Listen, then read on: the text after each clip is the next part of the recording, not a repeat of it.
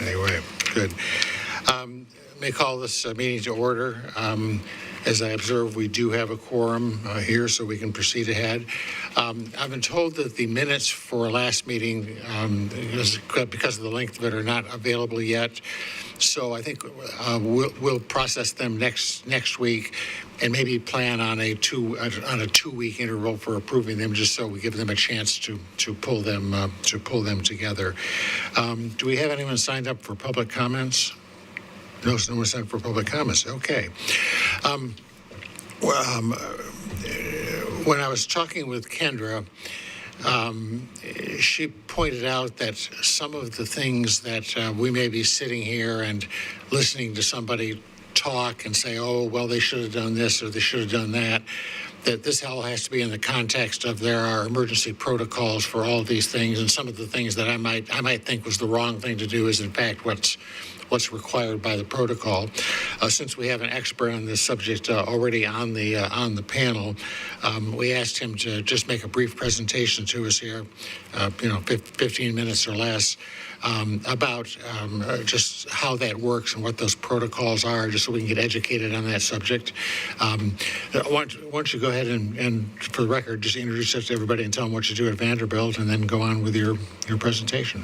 Thank you, Mr. Chair. My name is Johnny Vanderpool. I serve as the Senior Director, Office of Emergency Management for Vanderbilt University, which resides within our Public Safety Department. So all things OEM at Vanderbilt, that falls within my shop. I have a staff of, there's about 5 of us here. So we coordinate basically the emergencies and planned events and incidents that occur with the university. And I'm going to speak a little bit like today. I'd like to sort of put together a little slide deck.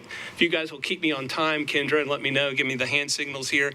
I've got a few slides. Today when I was talking with Kendra this past week, I think the idea today is just to sort of speak a little bit about this world of emergency management. We're going to get deeper into the pool per se with Chief Swan next week when he comes with his team, and we've heard a little bit of we hear these terms and we get into this acronym soup per se, and it's going to get deeper with Chief Swan. So today is just key points, sort of acronyms, and sort of some clarity just as we hear some of these terms. Now, some of us sitting at this table through trials, tribulations, and firsthand experience could probably have honorary degrees in emergency management just from what you've gone through and you see on a daily basis. But that's what today is, just sort of in key through some of these terms. So I've got a deck before you. Well, there's several slides, but I'll hit a high level. Some of this is going to be more of a formal review, but the idea is to sort of bring some clarity and some terminology and sort of the key concepts we're going to speak through on emergency management. Okay. If you'll flip over to this going to be the title slide, third slide. So, I thought it might be a good idea of just explaining what emergency management is, right? What a good definition. So, coordinated effort to prepare, prevent, respond, recover, and mitigate disasters that protect and threaten property, infrastructure, and community stability. And that's exactly what a good definition is. And then there's really sort of 5 mission areas within that disaster life cycle that we call prevention, protection, mitigation, response, and recovery. A key takeaway on this slide is, emergency management is more of a coordination and decision support function. I think specifically the key word here is coordination. OEM teams aren't really in that response role. They're more in that coordination role. They're coordinating all these entities that come together and synergize their efforts. That's basically sort of what the science is with emergency management. If you'll flip over to the next slide, and we'll have to navigate the deck here, it sort of flips over. So we're trying to save a little bit of paper, but National Incident Management Systems, and we heard this acronym before, and we heard it at our last set of meetings, NIMS. So back in 2004, the Department of Homeland Security published what was called the NIMS, National Incident Management System. And a lot of this was post 9/11. There was a lot of good things that came out of 9/11 Commission, and basically what we wanted to do was establish a culture and a set of protocols that all entities across the country could work upon. And, you know, NIMS actually guides like all levels. We use NIMS very intensely at Vanderbilt, and the idea is to establish a set of protocols in which people can move about the country. And if I were to step out of Vanderbilt and ask to be supposed to step over at Nashville OEM, I sort of already understand what those terms are, what that culture is, and how that works. It's more of a consistent framework that gives people around the country so we're able to better respond. So when you hear NIMS, National Incident Management System, that's sort of where that culture and that framework where we all sort of live. It works quite well. Every time that the country has something, we get a little bit better and we improve it. You'll see a little bit of probably one-offs. I've got a few one-off terms at Vanderbilt, and I'm sure Chief Swan and his team have here, but ultimately the idea is to establish a consistent framework. All right, we're going to move over to the next slide, which is the Incident Command slide, Incident Command System Overview. Now, we're going to hear a little bit more about ICS, but ICS is more of a standardized approach management system that gives us, it's very scalable. It enables a coordinated response, establishes common processes for planning and resource, allows for integration of resources, can be used for unplanned incidents and planned events. And using this incident command, you know, we use it a lot of times for when we move into these planned events for specifically where we're working, whether it be a football game at Vanderbilt University. We actually had commencement a couple of weeks ago. We use incident command for that. In emergency incidents, fires, internal building floods, anytime we have that opportunity, we bring that incident command system out. And I'll get a little bit deeper into what that works, but it works very well because it gives us a predefined structure of how we're going to respond, and everybody's well aware of that, and it fits directly within what I was speaking about on the NIMS. All right, we're going to move over, and if you look on the next slide, real briefly, sort of the incident command system overview. You know, and sort of at this core of this incident command, you basically have three parts or three controls of this. You have command, control, and communication. And I think is that as we start to look through this with the OEM team and how they helped and bring this all the departments together to be able to respond, that's what I get back to where an EOC is very important, is that it has three sort of deliverables. It's exercising that command, control, and communications. And we'll sort of see a little bit more of that, and Chief Swan will be able to explain with that. So we'll flip over to Incident Command System Overview. So if you look at this on this incident command, you know, incidents are managed truly by objectives.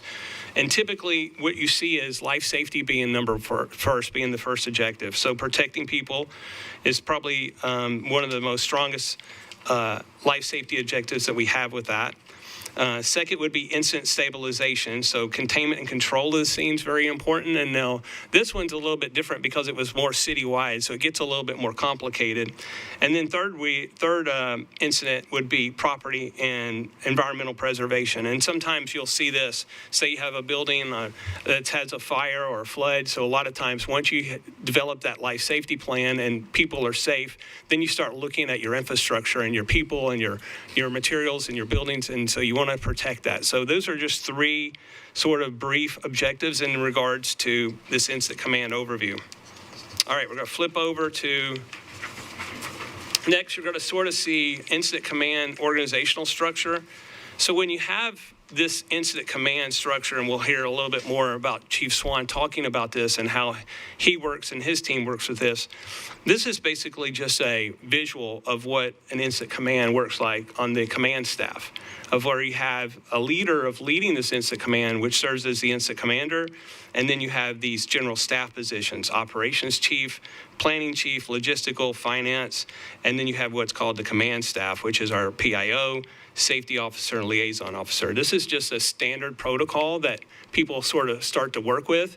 I'm sure Daryl, pulling up his team, if he has an incident, he already has a preset group of people together that he pulls together, and it probably is very similar. It doesn't have to be like this, but this is just sort of a good overview, sort of the standard model that is sort of set for within this incident command structure. All right, let's turn it over, move to the next page. All right, so, Could I ask a quick question? excuse me, yes, sir, go ahead. Yes.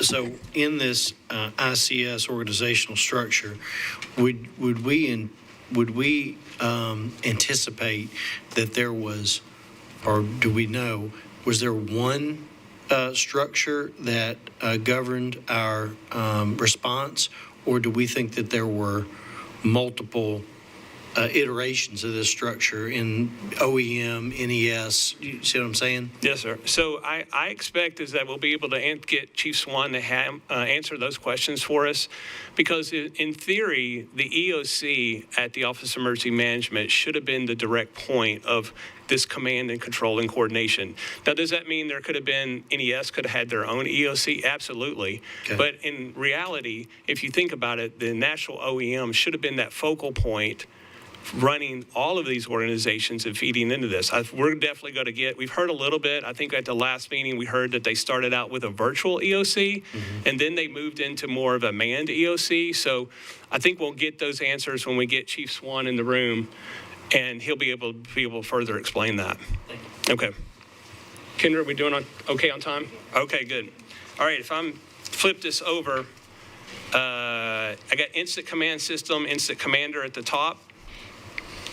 So, as we're going through this, and I think one of the most, looking back at that visual, you sort of see that leader, which is that instant commander. It's a very important person, because in reality, what they do is they're leading that group, they're leading that team.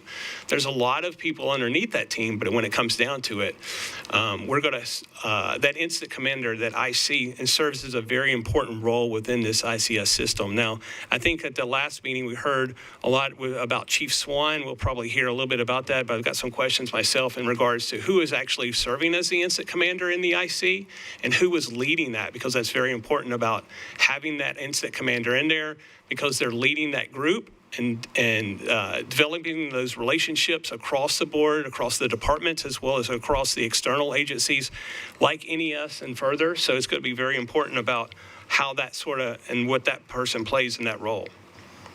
Okay, we'll flip over to next slide, which is,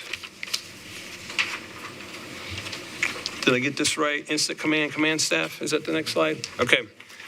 It's a little odd, and sometimes I like to print these single by slide, but okay, so on the command staff, within that instant commander, you have that instant commander. We talked about how important that person is, sort of leads this instant command team, and then you have this command staff. And these are very important people, because you have your PIO, so this is where your information is coming out of. They report directly into the instant commander.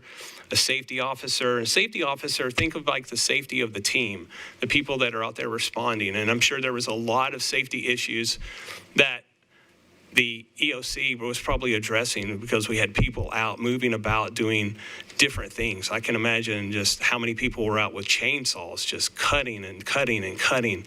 Different teams that were out there, NES specifically, picking up power lines off the ground. And, that's an extremely dangerous situation. You don't know whether they're live or not. So there's a lot of safety aspects that go into this. And of course, the liaison officer. And a lot of times you have a person who's just coordinating these external agencies. It's very important, because there are true metro departments that are in the EOC, but there's a lot of other people, and we heard from that. We heard people from the fairgrounds. We heard people from the rescue mission, Metro Health, even though they're a departmental agency, but they're still sort of independent then of this OEM team. So that liaison officer becomes a very important person. All right, we'll flip over to the next slide. General staff. So our general staff is where we sort of get into the meat and potatoes of the instant command within that structure of that EOC. You have your operations chief, and that person serves basically as running the operational teams that are out there. Your planning chief, which is looking at things that are happening then and there, as well as planning ahead of what the teams might need for planning services. Your logistical chief, that's all things stuff. What do you need? How do you need it? How am I going to get it to you? What supplies do you need? Do you need chainsaws? Do we need Do we need stacking water for the teams? What equipment do we need? We needed a lot of equipment in during this storm cleanup.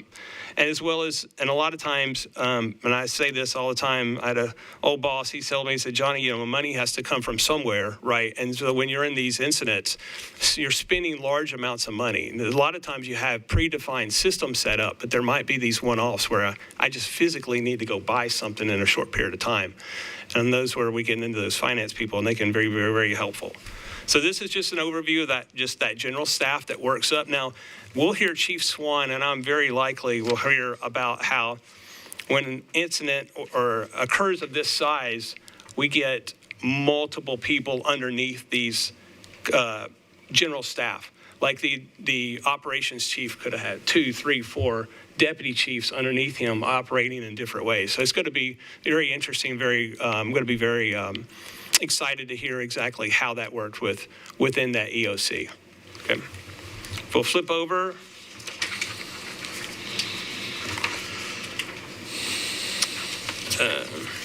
Kendra, are we on the visual or when I'm trying to make heads or tails? Okay, emergency operations plan. Okay, so emergency operations plan and incident command system. So we talked a little bit about how this ICS system works and the people that are controlling this. So this is another important component that we'll probably hear Chief Swan talk about is the emergency operations plan. In theory, there should be a plan. I know there is. I've actually seen it and participated through our hazard mitigation analysis with OEM. But there should be a plan that the city of Nashville has that predefines protocols, where people go, what they do in the event of an emergency. It's going to be very interesting to hear Chief Swan talk about this. And specifically in regards to the EOC, the activation, the EOP, there's very strong core components. And the EOP works directly on what we're talking about, the NIM structure, right, within that National Incident Management System. So key point here, you know, an emergency operation plan is very flexible. It provides them with a good set of deliverables that they can sort of look back and say, hey, this is how we're going to respond, and this is what we're going to be looking at in these type of emergencies. Now, a lot of times when you get into this, of course, I think our last ice storm, 94, a long time ago. So, but there should be, and I'm very excited to hear Chief Swan talk about this. I'm very excited to hear him talk about what he had in regards for winter weather. Okay, the emergency operations plan starts very generalized, but we'll start to see there's should be portions in the plan that speak in regards to just winter weather storms and response. So that is sort of what the EOP, and if you flip over to the next page, we're on the visual, sort of just a visual, and I just sort of tried to make some last minute adjustments. So you sort of have, this gives you more of a visual concept of like how this is working. So at the top, a lot of times you'll have your policy officials, which in this instance probably serves as the mayor's office, his team, Metro Council leadership. And then they set that, those policies, they drive that delivery into the command and coordination, and that's where it comes back into the EOC. That gets down to Chief Swan and the team, as well as the incident commander, and then they deliver that into where is the control, the operational phase, the people who are actually performing the work, specifically and for this EOC. So a lot of, this is just a good visual point of just where you can sort of look through and have a better understanding of where that sort of that concept sort of works. If you flip over, the next one, Emergency Operations Center. So we'll hear Chief, like I said, EOC, and a lot of times, you know, it truly is a physical location where people go. It's I think for the city of Nashville, been there several times. It is a location which is actually nearby up here by Belmont University, but it's a physical location where you have, and for cities of this size, it's something that you have. It's usually on standby at all times, and you can ramp that up at any time. They use it for a lot of incidents. My EOC back at Vanderbilt, we keep it. We use it mainly as a conference room, and when we need to, we can ramp that up at any time.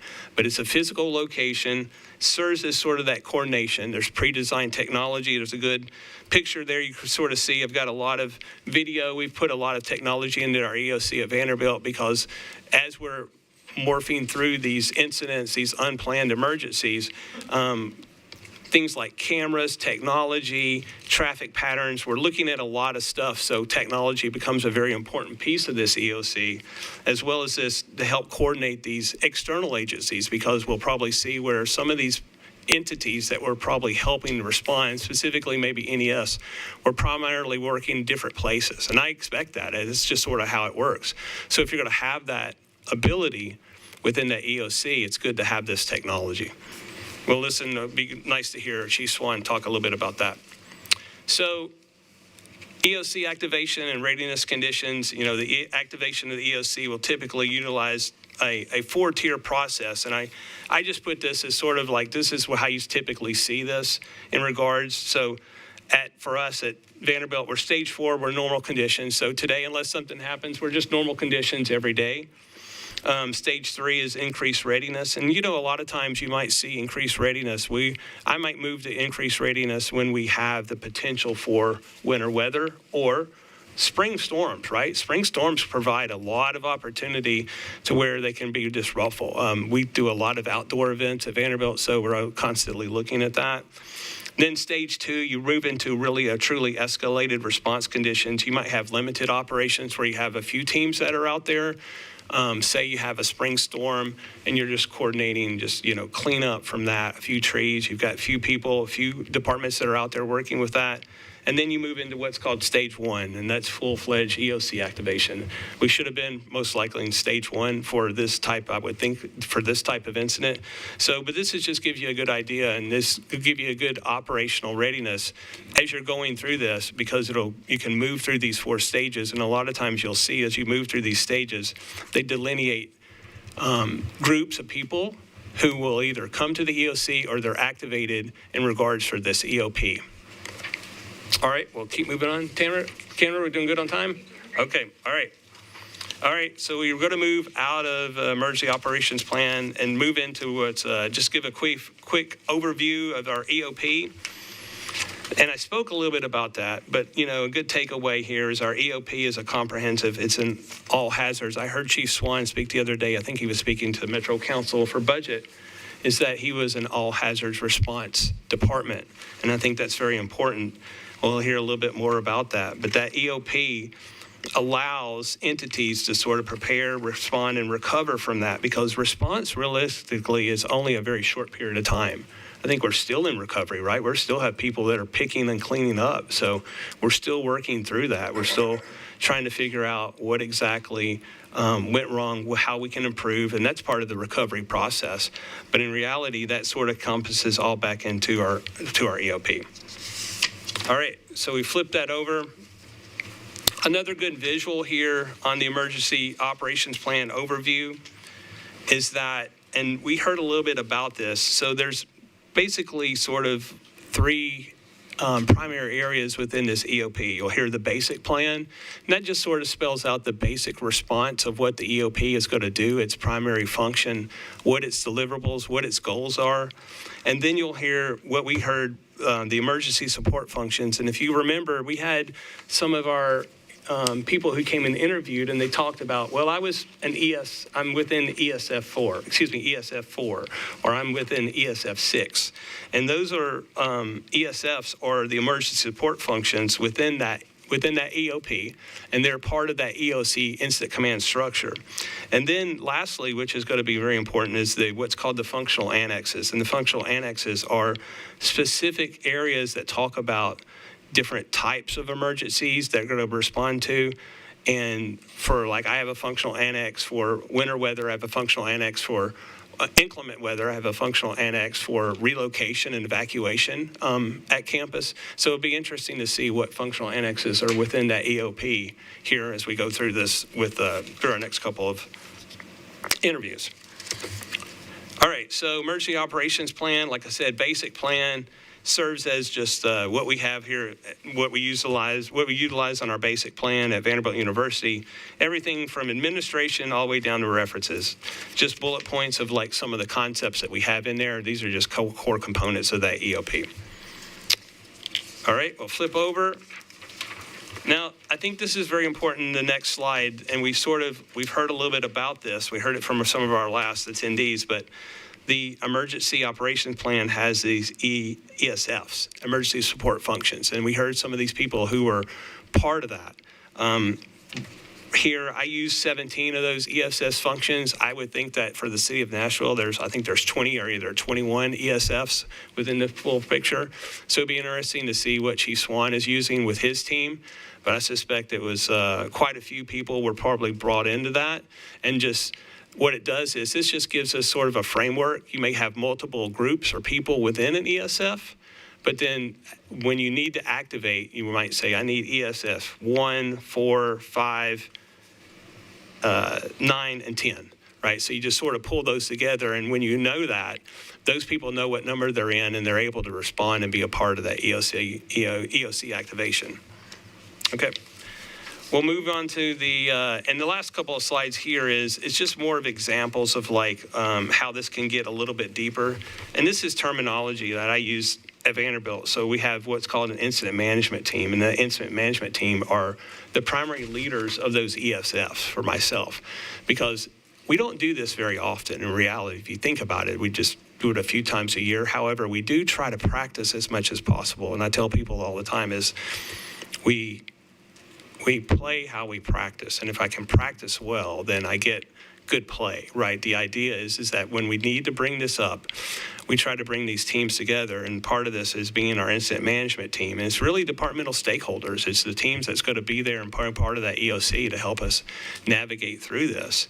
And we have multiple people with that. In fact, we're currently, this is a downtime for us right now. So we're actually doing some training with our incident management team, because once we get to the latter part of July and August, we get deep into the business of what we call education at Vanderbilt University. We have students back on campus. We have a multitude of events. We have these things that we do on Saturday called football games, and they push on us pretty hard. So it's a lot of different things that we have. So just an incident management team, we call that's an acronym of one-off. So it'd be interesting to hear some of the things what Chief Swan's going to talk a little bit about that. And like I said, the last slide there talks about training and exercises. And I think this is very important, because be interesting to see what OEM is doing, because when you train and you have exercises, they can take time and money and resources, but they do provide a lot of good, valuable feedback, because it becomes gives people a mechanism to be involved and understand the basic core knowledge of what this is. Because once again, some of these people don't get called into this EOC very often. And then when you do get called, and you're called in for an incident of this magnitude, right? We're talking about a storm that coalesced back to 1994 is when we had something this large. Gets a little unfamiliar, it can be a little chaotic, and gets a little difficult to help manage. So guys, we've reached sort of the end of this deck. It's just more of an overview. Take this with you. Just some core terminology, some key points. So what we're going to sort of hear, specifically when we get to Chief Swan. But just want to give special thanks to a staff member, a colleague back of mine, Jessamine Davis. She works within my team. She helped me put the core piece of this deck together. So just a good shout out to her, and I appreciate you guys giving me some time. Like I said, we're going to get deeper into this. A lot of acronyms, I suspect, today. We've got Metro Police here, Metro Water, and then next week when we get Chief Swan in here, it'll be very interesting to see what he's got to say with his team. And I appreciate the time, Mr. Chair. Thank you. Any questions for Johnny about the presentation? I appreciate it. No problem. And like I said, you guys, we can use this. And as I heard something last week, and I encourage everybody, if you hear an acronym that you're not sure, raise your hand, ask about it, because I actually I should have did that last week, and I think it was the volunteer, the VORAD, is that the VOAB. VOAB, yes. And I was unfamiliar with that, and I was like, wait a minute, what is that? Because these acronyms we throw them around so easily, and if you don't know what they are, I encourage people to raise their hand, because it will make life a lot easier to understand this, because we love this world of emergency management. So just encouragement to sort of ask those questions, especially for the acronyms. Thank you. Yeah, I have a quick question for you. The genesis of asking you to do this today was some concern that had been expressed. Kendra brought up to me that we may sit here and listen to, I don't know, the water department will be up here, I think, next, and listen to them and sort of second guess a little bit what they said about how they should have responded, when the reality is there is a protocol in place and they're doing exactly what they're supposed to do under that circumstance. Can you give me, I mean, is there off the top of your head an example of how that situation might arise? I think we need to be sensitive to that we're not dealing with these things as individual things, but as part of a coordinated response system.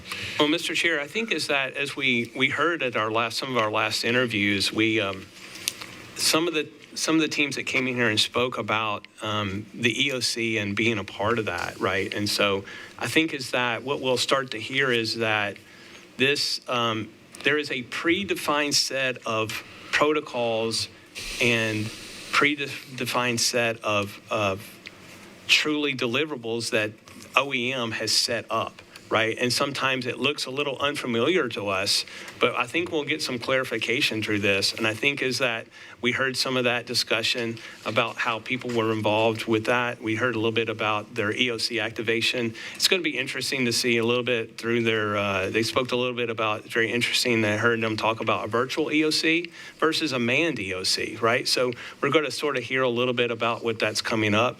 I suspect that we'll get good guidance when Chief Swan is up here. I hope that answered your question. Okay. All right. If I could follow up with that, if there is a standard protocol under your system you just explained, who would have the flexibility to change that should it be necessary? Would it happen at the annex level? Would it have to come all the way up to commander? I would think that in that instance, probably Chief Swan, the incident commander, working that with the Office of Emergency Management. They have some flexibility, but in reality, it should be preset, ma'am. It should really work the same way every time. Now, I would say is that certain incidents can dictate certain circumstances where you need to make some on-site, on-need changes, right? This ice storm probably pushed people in ways we've never been pushed in a long period of time. So they have the ability, and I would think that Chief Swan or whomever is that incident commander is leading that, they have some flexibility. And I think we'll probably sit here and talk a little bit about that. But in reality, the subset of the protocols of how this works, there should be a core understanding of that, right? It should work like that most every time. Now, the incident, like I said, depending on the incident, can push you in different ways, but really shouldn't be sort of a standard protocol operating like that all the time, because what it does is it gives everybody a working knowledge of how and what the expectations are most every time, even though the incident changes. The idea is to have a framework and develop a culture. That's what it is. It's developing a culture of how we're going to respond. We're going to do it because you get better each time as you go through it. Yeah. Two quick questions. One is, and I assume, you have, looking at your presentation, and I did a little research on some of this, you've got a lot of acronyms after your name. And could you tell us what those are and what they mean? Good question. Thank you very much. And some more acronyms. So CEM stands for I'm Certified Emergency Manager through the International Association of Emergency Managers.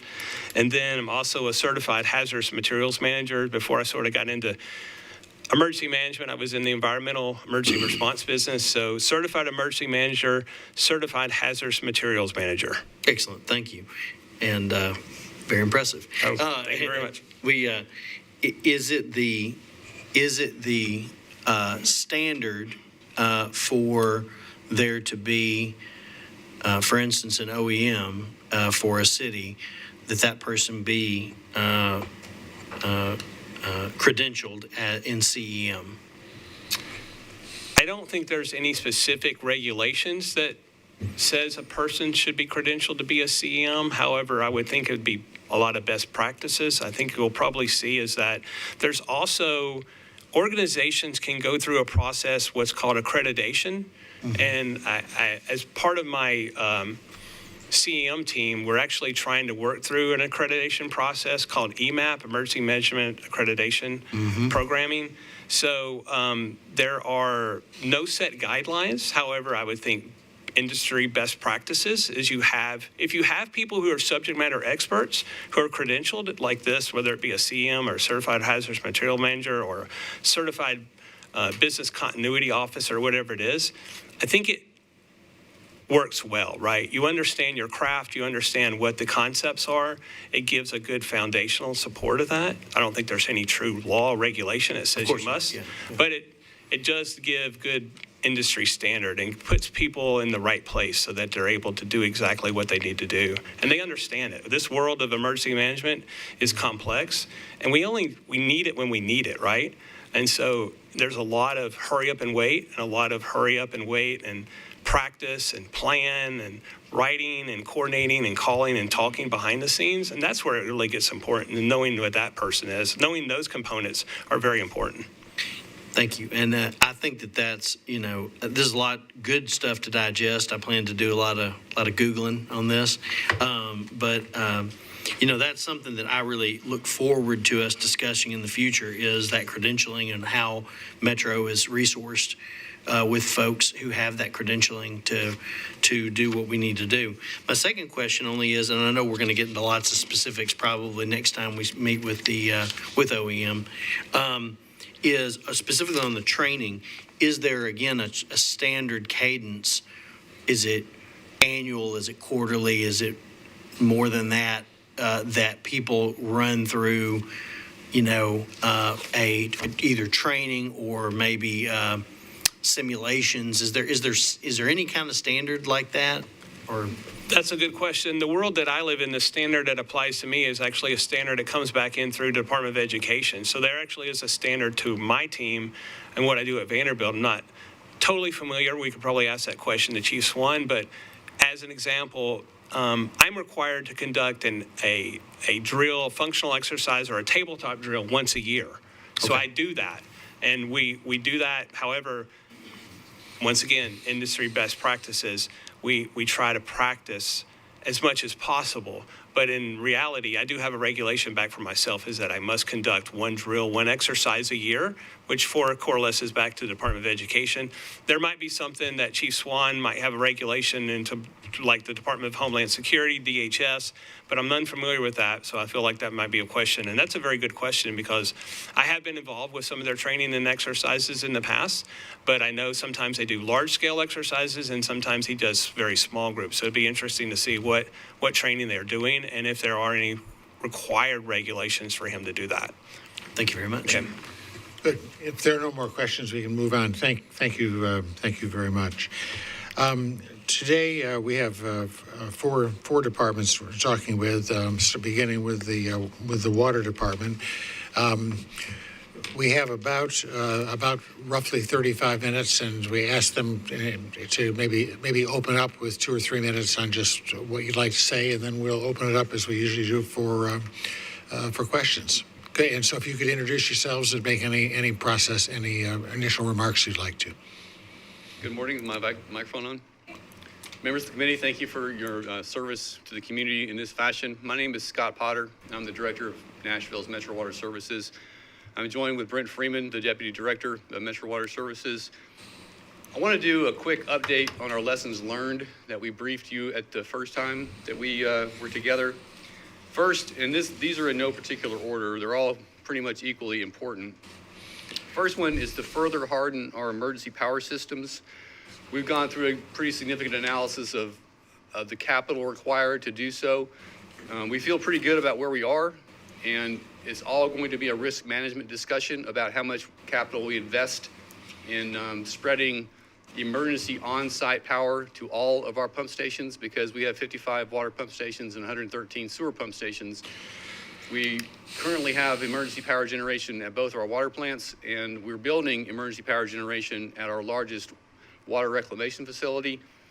The second one is to optimize our control systems to minimize fuel consumption. One of the common themes, challenges that we faced was diesel fuel availability. And we had pump stations that were running on emergency power on diesel continuously that could have been stopped and started based on demand. So we're going to optimize our control systems to conserve fuel, essentially. Next is ensure access to infrastructure. Everyone's going to talk about fallen trees, down power lines, things like that.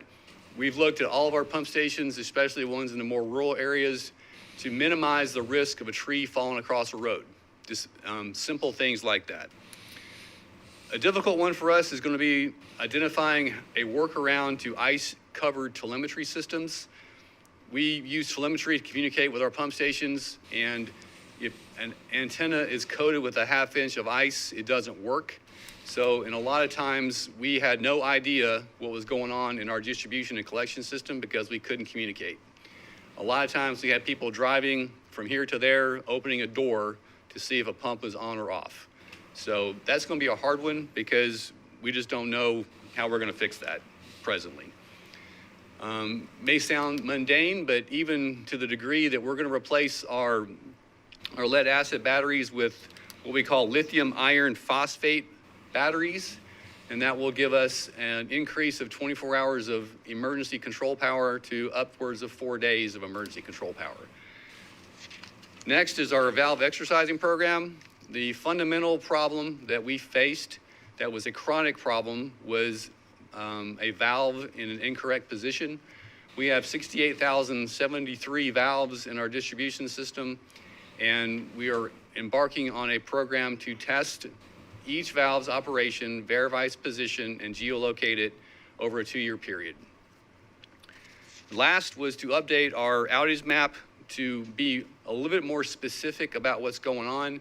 Our outage map showed main breaks in a public-facing fashion, but it didn't show, for example, pump stations that were out of service.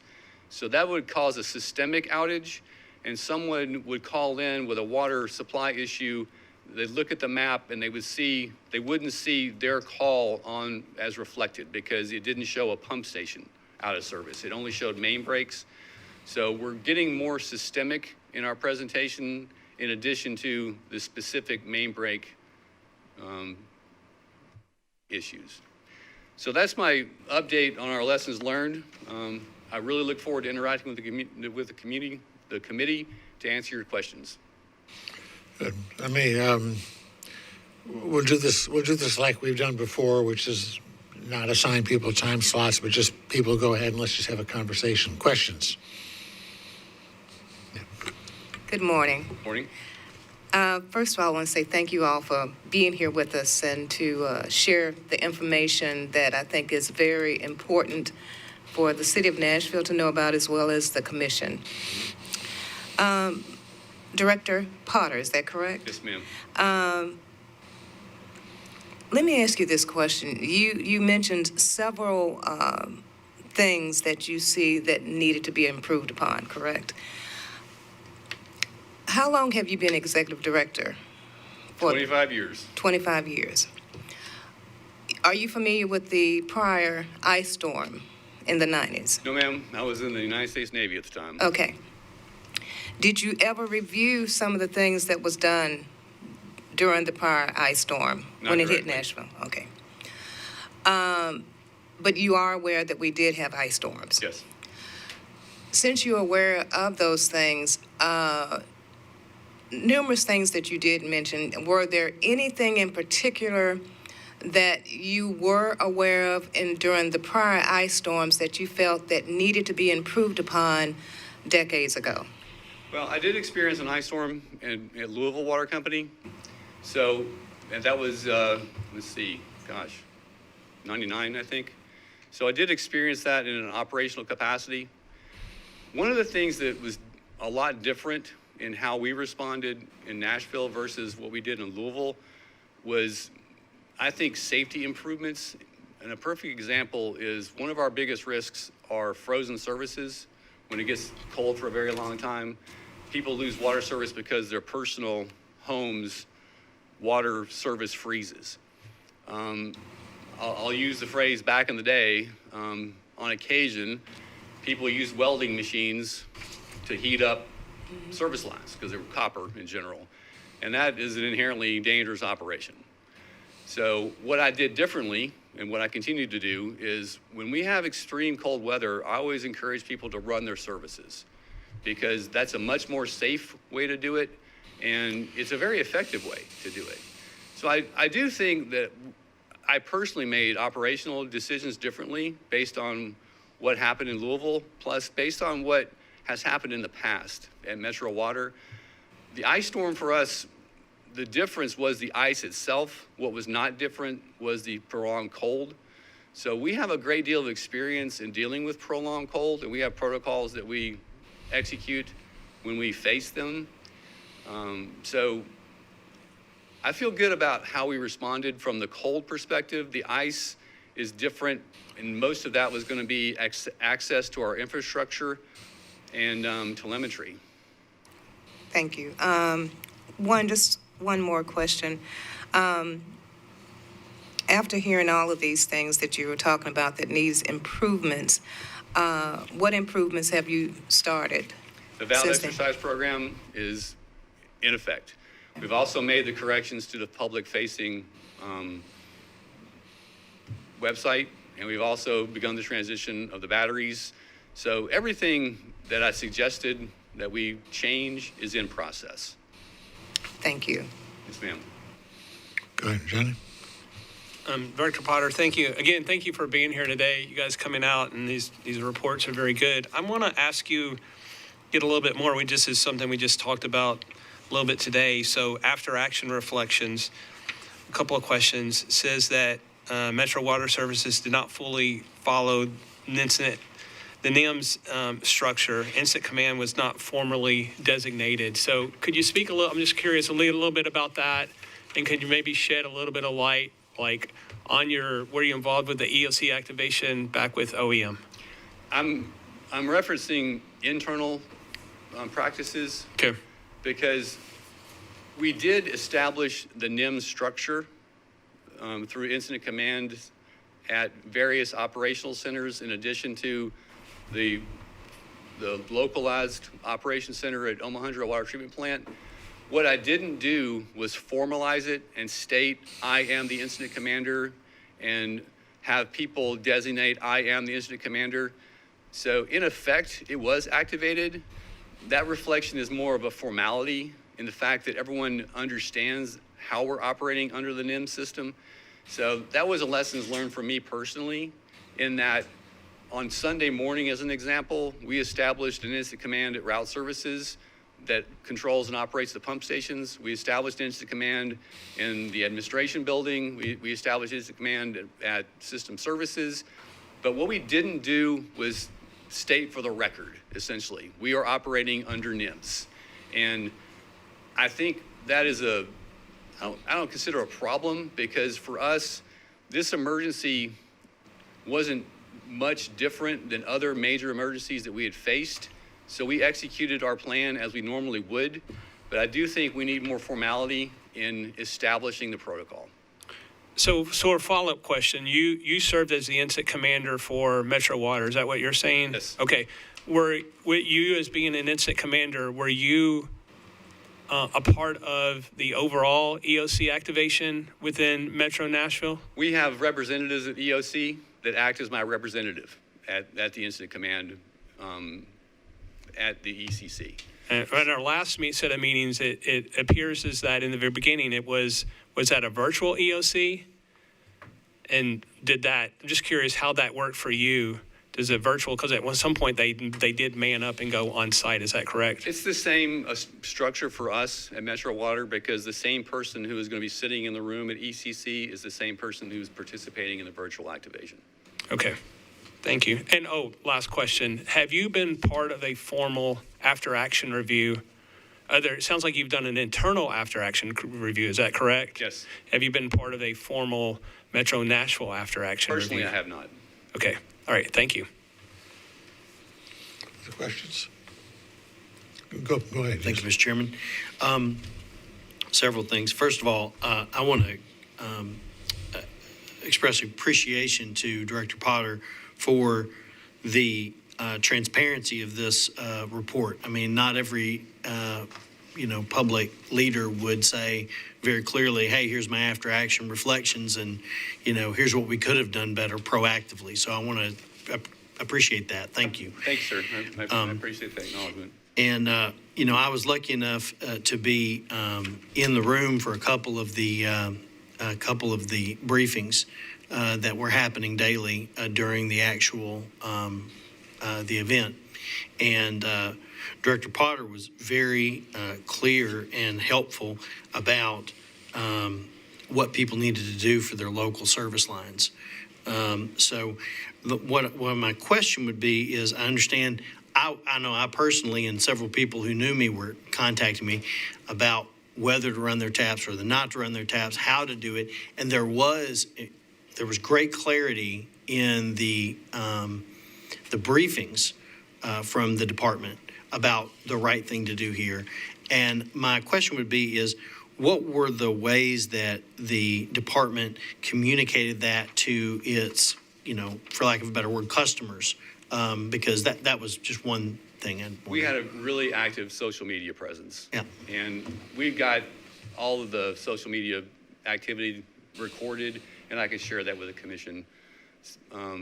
Also, my press conferences, that's what I led with every time. So between social media, which is, I think, the best way to reach a customer base, and the public press briefings, I think we were pretty aggressive in communicating that. But I'll share all the social media activity with Kendra, and she can provide it to y'all. Great. And yep.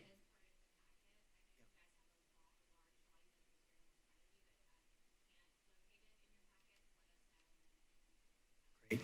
And then I know that, we use texting through the department for billing. Was there any texting that was provided on this subject? We recently put online a service that if you have a specific type of meter, it can detect unusual use. Great. And it'll automatically send a text and or email to the customer indicating, hey, we think you've got a leak. Great. Unfortunately, that wasn't available during the storm, but a lot of times people can tell they've got a problem pretty quick, and they'll contact us. But we do have that system in place now, and it works pretty well. And we can set that trigger at any level we want. But essentially, we measure a customer's use over the last 12 months, and we see a spike. The system will automatically send a text and or email saying, hey, check out your system. We think you have a leak. That's excellent. And I'm a little familiar with this new generation of meters. Where are we as a city in terms of deploying those meters at this time? We've deployed AMR, AMI. Right. You know what that is? Yes, sir. Maybe the folks. But I don't know what that is, and that's an acronym. So if you would please share. Meter reporting, and I really don't know what AMI is, although that's the cell-based one. So we're transitioning all to cell-based. The first generation was the individual meter would talk to a truck as it drove by. The new generation talks to a cell tower, which talks to our system. Yep. So we're transitioning all of those to AMI, and the goal is every 15 years to replace all the meters, and that's been our practice. But our goal is to have everybody on AMI and everyone to have this available meter type that will detect leaks and communicate back to our system so we can communicate to our customers. Is that kind of fully contracted, and is it? No, we do that ourselves. You're doing it yourselves in-house. Excellent. And is it, where are we progress-wise right now, roughly, for the county, roughly? Between AMR, AMI, on the residential side, we're complete. I think we still have some commercial accounts to transition because some of our commercial accounts are really big meters and they're really, really expensive. Yep. And the customer owns that meter, and they don't have a whole lot of interest on occasion replacing a meter that works just fine with a new one. Excellent. Thank you. And then I wanted to shift into a little question about, I also want to appreciate that you're on your future needs. You detail that, there's a need for air mattresses and whiteboards, making something simple as that, because I know that you've got employees at that time and workers who are putting in a tremendous number of hours and need the support. It's, no one's getting any younger, right? Yep. And some people spent several days at the plants, and the cots got a little hard after a while. And that was one of the first lessons learned, was buy air mattresses, which is, important. People need to be able to rest. Yeah, and similarly, and I know this sounds like a small thing, was there any thought put behind, other ways to support employees? Like, did folks bring in, were able to bring in food, that kind of thing? We always have food available. Excellent, thank you. For extreme emergencies, we have what we call MREs, Yep. meals ready to eat. They're kind of military based. Yep. So if it's really, really bad, there's always something to eat. That's great. No, it sounds like a small thing, but it matters a lot to the workers. And then finally, when it comes to the resilient kind of power sources that you were talking about, that was fascinating, and thank you for bringing that up. You mentioned the transition to a different battery type. That's the material type. Can you are we looking at what the size of that is in terms of other facilities and how we rank in terms of that? Yeah, thank you. I'm going to let my associate, Mr. Freeman, answer that. Excellent. He's the expert on that. So for the LiPo batteries specifically, we're looking at on the order in some cases of providing up to 10 days. So when you talk about sizing, when we look at the amp hours for those, the other ability that we're looking at is to quickly recharge. That was one of the frustrations when you have a snow or ice covered hill and someone has to, haul a battery to the top. It gets really heavy. So in fact, the one IOD that we had for the event was due to a slip as they were out on a ice covered hill hauling batteries. Great. Well, again, I just appreciate the reflection and the transparency so much from the department. And yeah, thank you for your time. Go ahead, yes. Thank you so much, and thank you, Director Potter. I would like to plus one to what my colleague Ethan said here.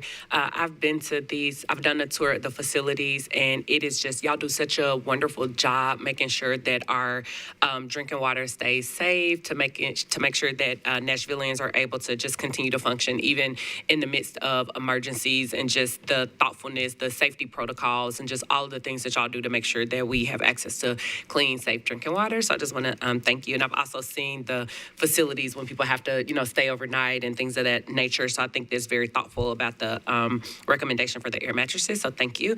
I just had two quick, maybe future need thoughts that could possibly be incorporated, similarly to what Ethan was saying about the text messages. So I know all of us primarily use social media as our number one outlet. And I just want to acknowledge, as a council member, there have been times when I've literally made an announcement on the floor, said it at a council meeting, printed flyers, put them out in the neighborhood, put it out in a newsletter, announced it at a community meeting, sent out text messages, and people will still say, I had no clue. I had no idea. Why didn't someone tell me? I had no clue. Why didn't you tell us about this? So I know that no matter how much you put out, there are still going to be people that don't have access to the information. But I think especially when we are thinking of an emergency situation, trying to get as much information to people as possible without it being information overload.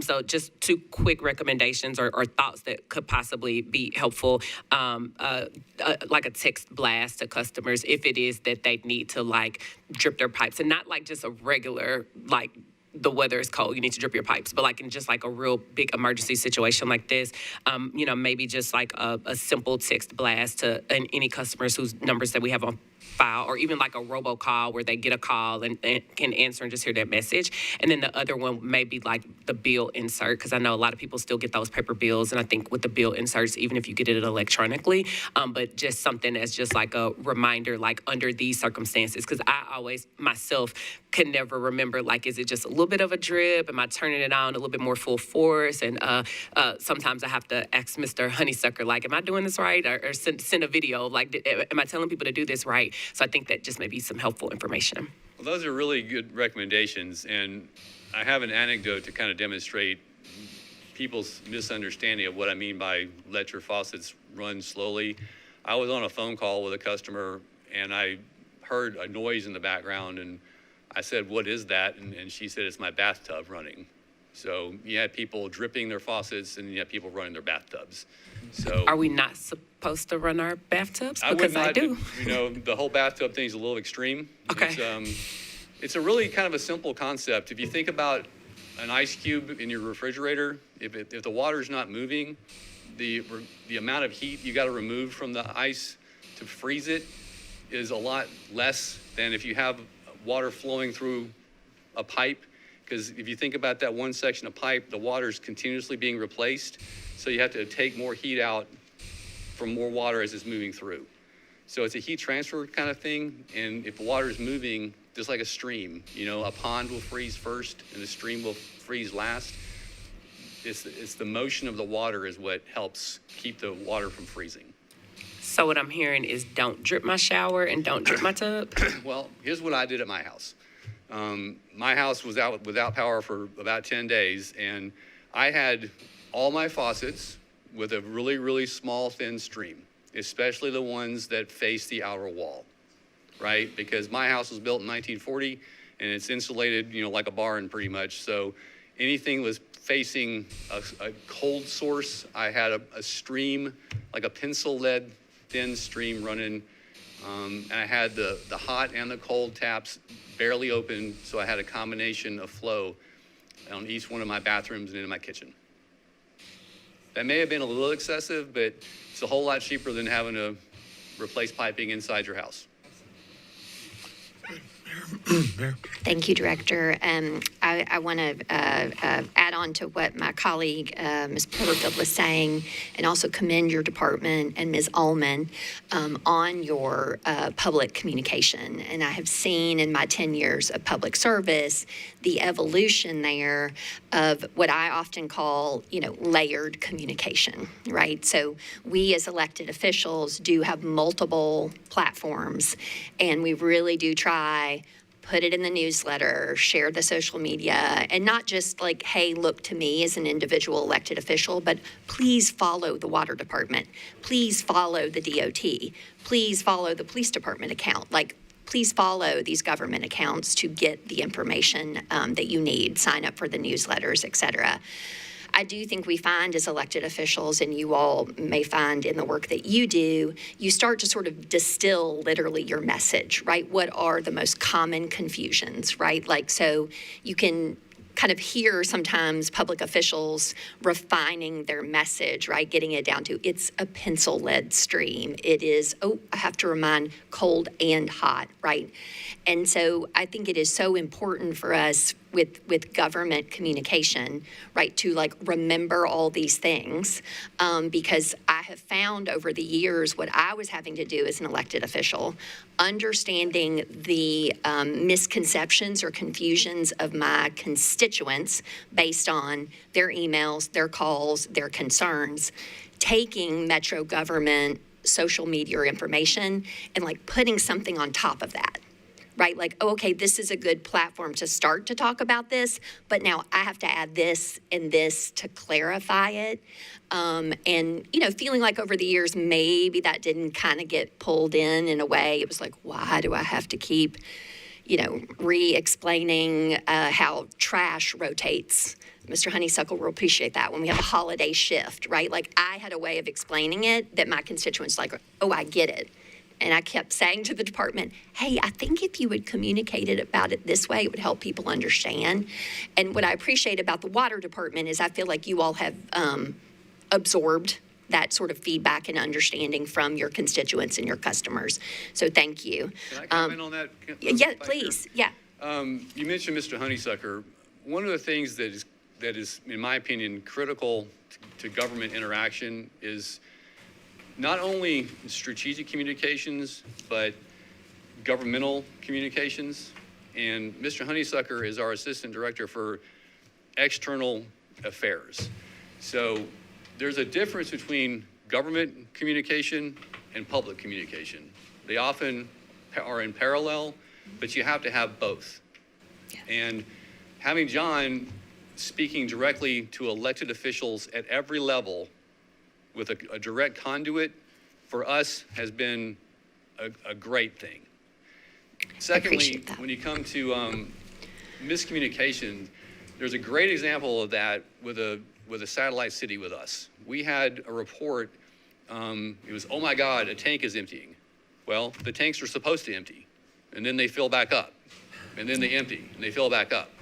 And once you get a ball rolling that we're all doomed because the tank is emptying, it's really hard to kind of get that back in the bottle. Yep. So once again, Mr. Honeysucker contacted the political leadership directly, explained what was going on, and was able to kind of help that out. So I wanted to stress as a lessons learned for us, there's strategic communications, and then there's also governmental communications, and they're both equally important.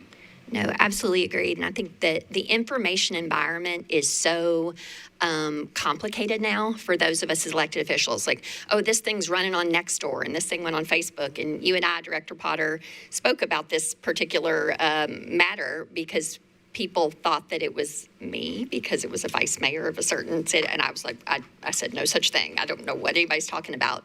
But people were texting my husband, like, did your wife say that? No, I did not, right? And so people are very anxious for information. Sure. And when they lock on to something that they feel explains the problem, right? And so I do think it's always incumbent on us as elected officials, like trust but verify. Like, is that I got to go to my primary source on this and make sure and that we're all talking together. To that end, I do feel like the sort of the texting, like the centralized sort of communication, right? So again, I want to reiterate my commendation of your department on how you specifically communicated through the variety of platforms that you had. But then making the hierarchical decision as Metro government, what are we pushing out via text? What are we consolidating? Like, what are the topmost? Okay, we need this piece from water. We need to say this thing from NDOT. Oh, we have the sheltering, right? Like, I was only getting texts about, like, sheltering, and so I know our text system that we have was character limited, but I do think there needs to be that coordinative effort, right? Such that, so much like maybe potentially the annexation concept, right? That the PIOs that are activated then are telling, what is our primary communication that people need and start pushing that up, so that all kind of comes out. Because it feels for elected officials like very much sort of like bits and pieces, and like, I'm going to share this and I'm going to try to do that. And myself, I think Director Potter and I maybe live in a similar vicinity, but, extended power outage, but also lack of cell service. Like, I was in a hole where, like, I couldn't get social media. I couldn't watch TV. Like, I had some challenges there. And so I want to then segue from the communication piece to another point that you made regarding the telemetry. And so you elevated that, and I appreciate that. I do understand that Metro is, from a system standpoint, like with our generators, right? Like general services, various departments are kind of working specifically on how Metro does generators. On this telemetry piece, what do you understand the solve to be if we are losing cell service, there's an inch of ice on the tower? Like, what is the potential solve for that, and what do we as a government need to do for that? From a telemetry perspective, our systems aren't cell-based, so that's a benefit to us. I'm a little uncomfortable talking about communication from a Homeland Security perspective. No, I appreciate that. And when I was speaking to this cell company about, like, I got a whole bunch of constituents out here that don't, I understood that, like, we can't exactly say where, so. I'd like to tell the commission we're actively pursuing a solution to the telemetry issue. I'd rather not discuss that in public forum. I appreciate that. That is our fundamental operational challenge that I think I've identified coming out of the ice storm. Okay. Because literally we could not see, and if you can't see, you can't operate. Right. So we got to figure that out. I appreciate you sharing and actively pursuing that solution. Thank you. I'm sorry?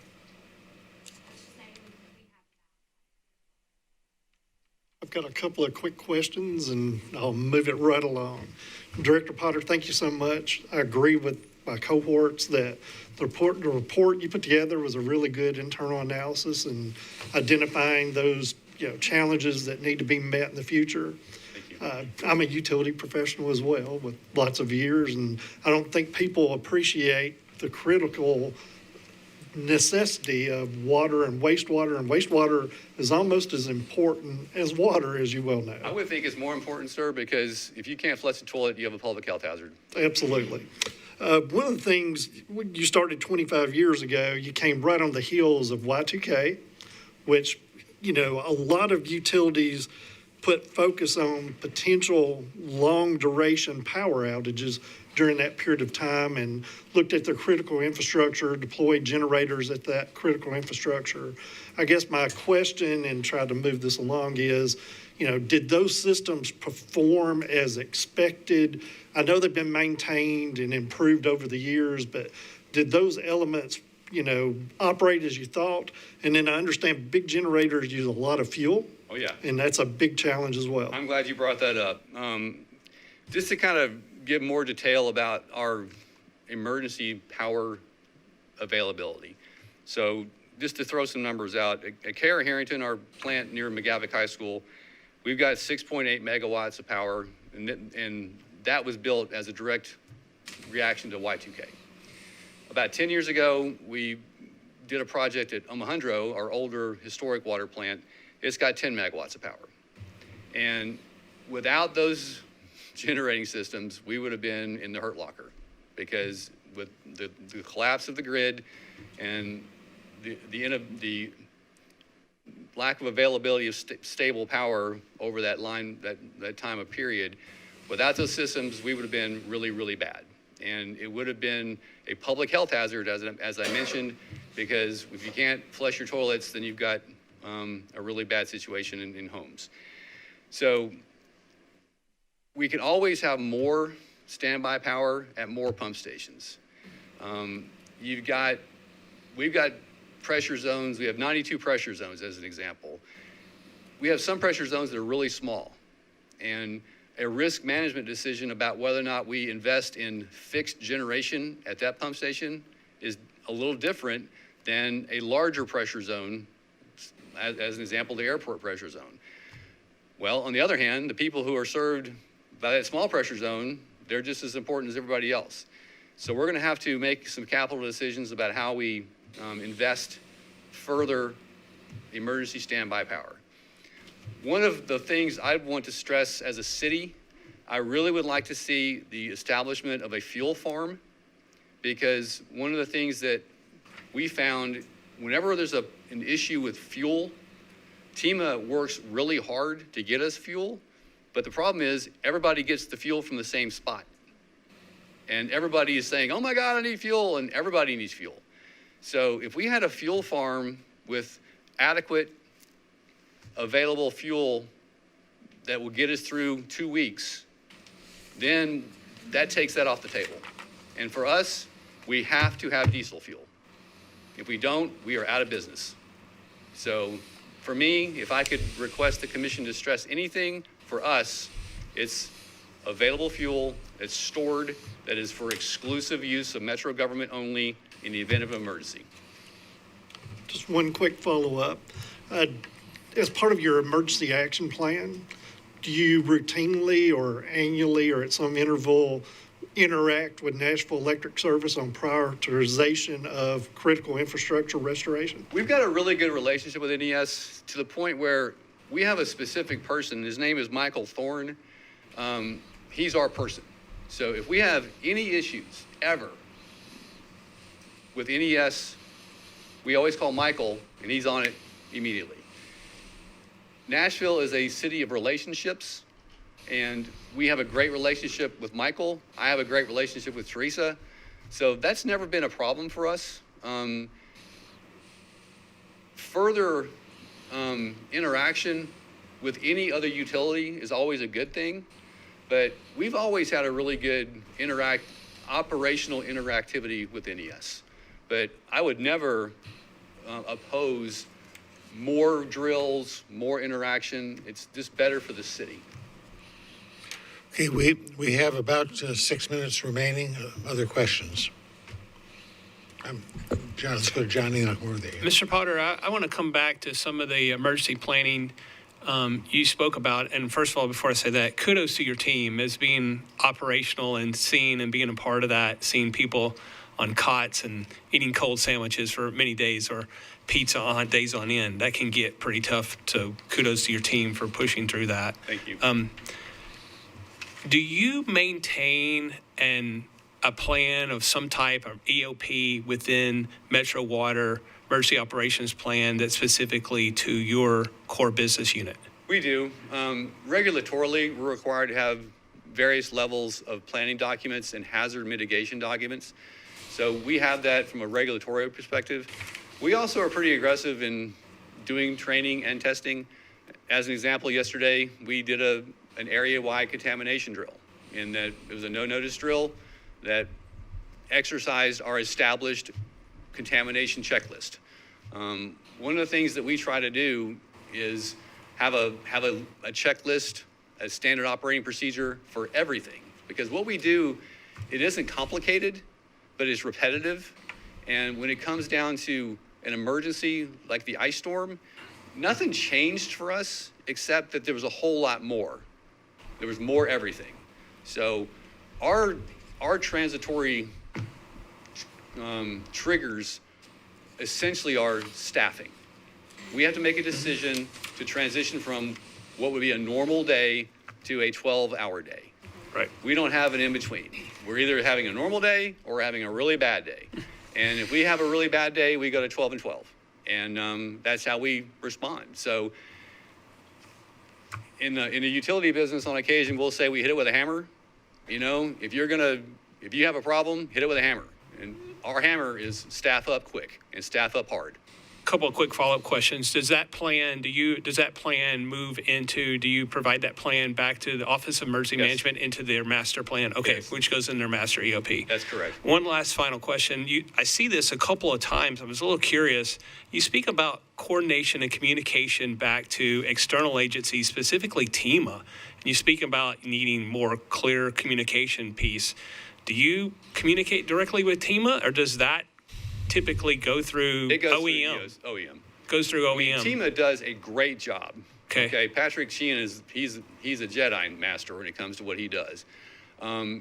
It's just on occasion, it goes back to fuel. That was where that comment came from. Okay. Everybody's screaming for fuel, and TEMA gets it from a variety of directions. And it may seem like various entities within Metro government are asking for the same thing, but you can't prohibit individual conversations that may occur across agencies. And somebody deep in my operation might be talking to somebody at TEMA that says, oh, you know, we're worried about fuel. Well, that's going to filter up to Patrick, right? It's also going to come around through OEM. So they're going to hear it from a variety of directions. It's just the formality is what I think I would stress, a more formality and the recognition that this may be an operational discussion, but it's not a formal discussion that's going from Chief Swan to Patrick. Does that make sense? Yes, I appreciate the clarification. Thank you very much. Did you have go ahead. Thank you. Just speaking into the record really quickly, AMI metering is automated metering infrastructure or advanced metering infrastructure. So just wanted to make sure everybody had that for the record. Awesome. Other questions? Please. One last quick question. Thank you once again for being here with us. Customer service. During the ice storm, were there any after-hour customer service set up that was going on during that Let me get time? my number. That people could actually call? Oh, and- yeah. We're Okay. staffed 24/7. Whenever, on today, 2 o'clock in the morning, you call 862-4600, someone's going to answer the phone. Okay. They transition to 12-hour shifts as well. And our communication systems on a customer service basis can occur on-site or at home. So our customer service reps can do their job from their house, Okay. in addition to doing it from Metro Water Services. Okay. Fantastic. As far as communication is concerned, this is my last question. I know you said that you send out text messages, social media. Well, a lot of times when pipes burst, a lot of times they're in older homes. And there's a lot of older people that lives in the community, so they may not be familiar with social media. They may not be familiar with some of the other new digital forms of communications. Do you see a way that possibly how these people can be reached? Because a lot of older people may not have their phones by them. They have regular still landline or VoIP phones.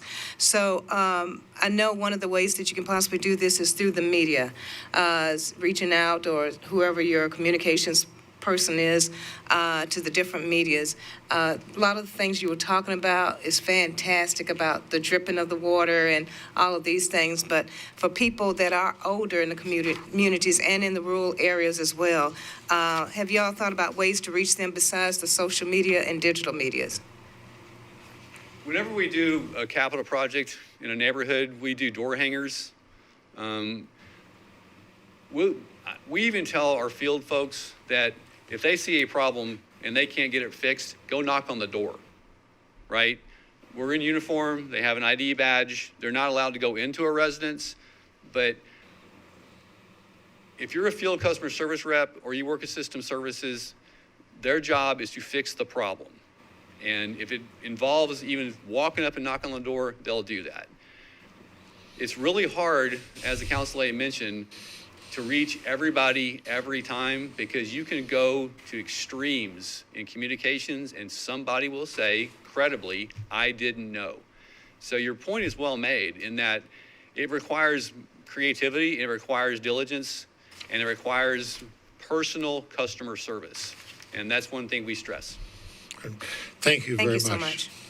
Very helpful. Thanks, sir. Thank you.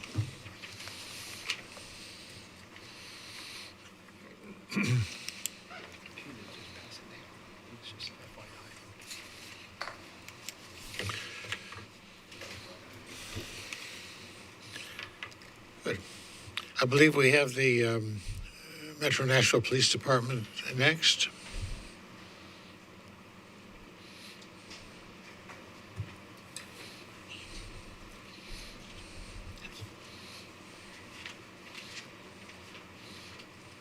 The chief. All right. Good morning, everyone. I'd like to do a small preamble before we take questions. So, Governor Bredesen and members of the commission, I'm pleased to be with you this morning to speak about the actions of the Metropolitan Nashville Police Department during this historic winter ice storm in January. Joining me are Deputy Chief Widener, Commander Raymond Jones, and Assistant Chief Dwayne Green. Governor Bredesen, I'm sure there were many times during your 2 terms as mayor that you expressed your pride in Metro police officers during your tenure with Bob Kirchner and Emmett Turner. I can say to you that this morning without reservation that I am exceptionally proud of our city's police officers as they navigated this icy, sometimes nearly impassable streets to provide help to powerless Nashville residents when they needed it most. Officers were on the streets serving community despite their own homes being without power and while their families made other temporary living arrangements. I know of our officers navigating treacherous walkways and driveways to get to residents who were cold, scared, and in need of help. These were elderly couples without power. There was an elderly couple without power whose garage door had frozen shut. Officer, they had an all-wheel drive car in their garage. Our officer was able to get a tool and was able to get the garage door open that was stuck from the ice so they could go somewhere warm. He was successful in doing this, and these were 2 senior citizens that he helped. There were officers who used a handsaw to clear fallen, frozen tree limbs from a deck of a home so that they could help a resident get a motorized wheelchair into a home. Then there was 2 female officers in South Nashville who decided to go to a store and each bought chainsaws with their own money so they could help Nashville residents deal with downed, frozen limbs in their driveways. I say often that our officers truly care about Nashville and its people. The ice storm was a large-scale incident that proved that true again, our dedication to Nashville. I would make these observations about our police department's operations just before and during the ice storm. In advance of the ice storm arriving, the police department released a video featuring one of our traffic unit officers who provided residents with information on how to safely drive on ice and snow if they absolutely had to travel. We utilized social media to inform community members of the magnitude of the ice storm and the danger of fallen trees on roadways. Our officers also staffed fixed posts to protect motorists from downed power lines and trees that had blocked roadways. As persons needed transportation to shelters, we coordinated with the Nashville Fire Department to respond. Those are all hands on deck as school resource officers and detectives join patrol officers in the field for extra patrols. These detectives were truly helpful in keeping an eye on neighborhoods without powers whose residents had gone to hotels. I'm pleased to say there were very few instances of theft during the storm and its aftermath. As an after-action reflection, we think it would have been helpful for the city's Emergency Operations Center to fully activate in the hours before the ice storm actually hit. While the police department established a winter weather command, we did not have the benefit of being in a war room with counterparts from other city departments and agencies. I think we missed the face-to-face communication early on as conditions deteriorated. Following the Covenant school shooting in 2023, our department decided to predetermine locations for family assistance centers. We believe a similar concept would be helpful in the city in response to a major storm. It would allow for Metro to determine what generator investments make sense, while also identifying those facilities that already have generator equipped for shelter operations. We would also advocate for a determination of shelters by certain demographics, such as family versus non-family, those who can receive pets, those that can better serve the unhoused community, and those that can serve persons with a criminal history whose court-ordered situations might require special circumstances. That's an overview of our police department's response, and I'm happy to take any questions you may have. Chief, we're open for questions. Would you mind introducing your associates who are here with you? Absolutely. So with me is Deputy Chief Tommy Widener, Assistant Chief Dwayne Green, and Commander Ray Jones. Thank you. Questions? Chief, I appreciate that information, and again, kudos to you and your team. I know myself and Chief Sutton work with you and your team at Metro Nashville, so it's a good collaboration. And when these incidents happen, they push on our people a lot, right? People are out there working these extra shifts, and really appreciate everything you guys do for our city. Could you speak a little bit more? You sort of spoke just a little bit about this, and we're still trying to get a better understanding. You spoke a little bit about an EOC activation in person. I'm just curious, were you a part of this virtual EOC in the very beginning? And then could you speak a little bit more about recommending or what you think would work best for what I heard you say? Did you say in-person EOC? Is that what you said, sir? Okay. Person. So what we have is every department has a person that's a decision maker. So the police department has either a captain or commander that's at the EOC that has the authority to make decisions without having to contact executive leadership. Well, we have OEM has two command structures. One is virtual, which is by computer, they can do from home, and the other is in person. And so as the storm hit, they were still in virtual command, and then they shifted afterwards to in person. Curious, did that work with your team with that being virtual? Did your team were you guys having on-site, or did you bring up your command? Did you have people on site and you just working virtual? Is that how I understand that back to OEM? So we had virtual command with OEM, but we also had an in-person command. We have a community safety center, which has cameras, we have radios, we have CAD dispatch, so we can look at calls for service and all those and make decisions within our own command structure. So we had that in person, and then they shifted to when the storm hit. I actually went to the EOC, and there was public information officers there, but it wasn't anyone there in person yet. And so we feel like it would have been good to staff it up, just to have people in person. It's just a little easier to communicate. The virtual command is also very effective. We found when people can't get out and navigate, which, as the ice storm was hitting, people could still go about the city and do what they need to do. But as it got worse, the roads got worse and impassable, then people were stuck at home. Chief, I appreciate that clarification. Thank you very much. Yes, sir. Okay. Go ahead.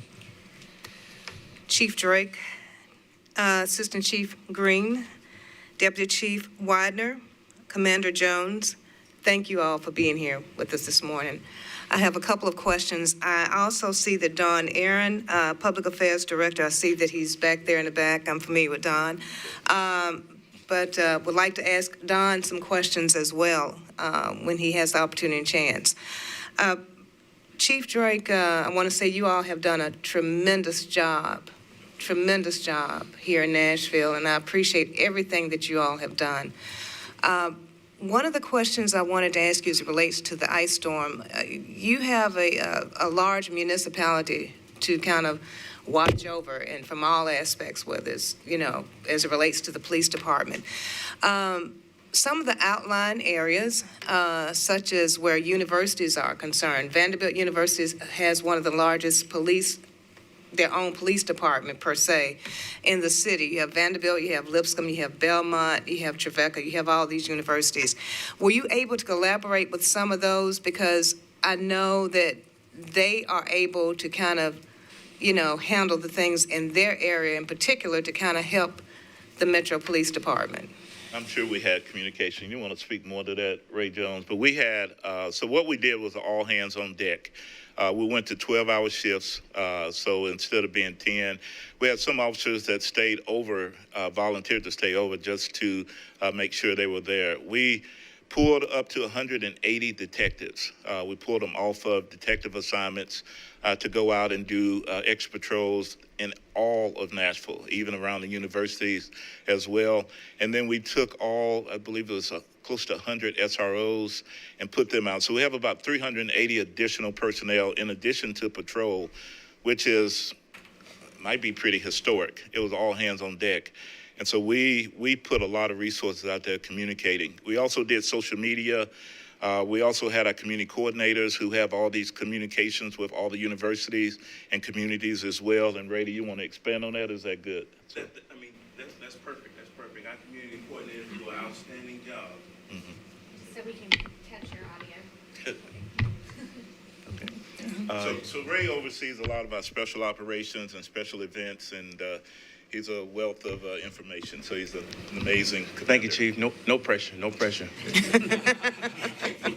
Just to piggyback on what Chief said, the commanders and the community coordinators, let's say for Midtown example, they have a great relationship with Vanderbilt, with Belmont, David Lipscomb. And a lot of times they have weekly meetings, and those partners are invited to those meetings to kind of game plan and talk through stuff. I don't have that specifically in front of me, but I am sure that, in times of need and collaboration, those precinct commanders and those community coordinators are in direct contact with those universities. If they need something, as always, they can communicate with us, and we'll do everything we can to help them. Okay, great. Thank you. And the question to Don, as far as public affairs, how are you, Don? Good. As far as public affairs is concerned, I know you're the person the voice of pretty much Metro Nashville Police Department, of anything that goes on. How were you able to make sure that information was getting out to the public through the media, the different broadcast stations, whether it's radio, television, or, I don't know, digital or whatever? How were you able to do that? And did you see ways that we could have done things better as it relates to getting information out to the people? So as far as the police department is concerned, we use the X, or formerly Twitter, platform for the emerging incidents in the city. And I think the media across town knows that our X platform is a must follow for them. We have 150,000 folks who are following us on the X platform. And as the ice storm was evolving, we were, our folks in the field, our officers in the field, were sending my team photos of what they were seeing. The impassable roads, the very treacherous situation that was going on in the city. And we were amplifying those photographs through our social media platforms, and the media in the city was taking that from us. Certainly, they were also hamstrung to some extent because they couldn't travel around the city, the media, in their vehicles, given everything that was going on. So we're amplifying that through the media from our social media platforms and also through the mayor's office. The mayor's office was amplifying what the fire department was doing, what we were doing. I think 2 or 3 times a day, OEM was doing a media blast of what was happening in the city for the first half of the day. And all city departments, water, public works, NDOT, police department, are all contributing to that large form release that was going out. Plus, there were media briefings. At OEM, there were media briefings that were done initially virtually. There were virtual news conferences, knowing that the media couldn't get out and probably travel up to the war room during the peak of the ice storm. So there were the media briefings that were done virtually. Did you have, so you had clear communications with everyone? Was everyone able to communicate with you everything you needed? Say, for instance, I don't know if TEMA was involved in this, or were you getting everything you needed so you were able to give all the information that you needed to give to the public, as well as communicating with the police department? Well, the information that was coming to us was coming just from our people, from officers across our 9 precincts. Okay. I really had no communication with TEMA during this. All right. Thank you so much. I appreciate it. Thank you. Just to answer that, all of our communications go to OEM, and OEM has communication with TEMA. And so all of our communications will go through Joseph Pleasant, and it was another PIO with OEM. And so that information is then funneled to FEMA, having a direct line opposed to multiple. So. Well, all of y'all did a great job. I just want to say that. Appreciate it. Thank you so much. Means a lot. Thank you. Questions? Go ahead and then. Thank you so very much. And thank y'all for everything that y'all do. Great to see y'all again today. I saw several of y'all yesterday. The first question is, were officers also utilized for like wellness checks? I know, for example, I'm seeing some head nods, yes. So I know a constituent had reached out to me, and there was a concern about a facility that housed older individuals and senior citizens, and someone had thought someone had passed away, and there were some wellness checks that had to be done, but officers were also on the ground doing. Okay.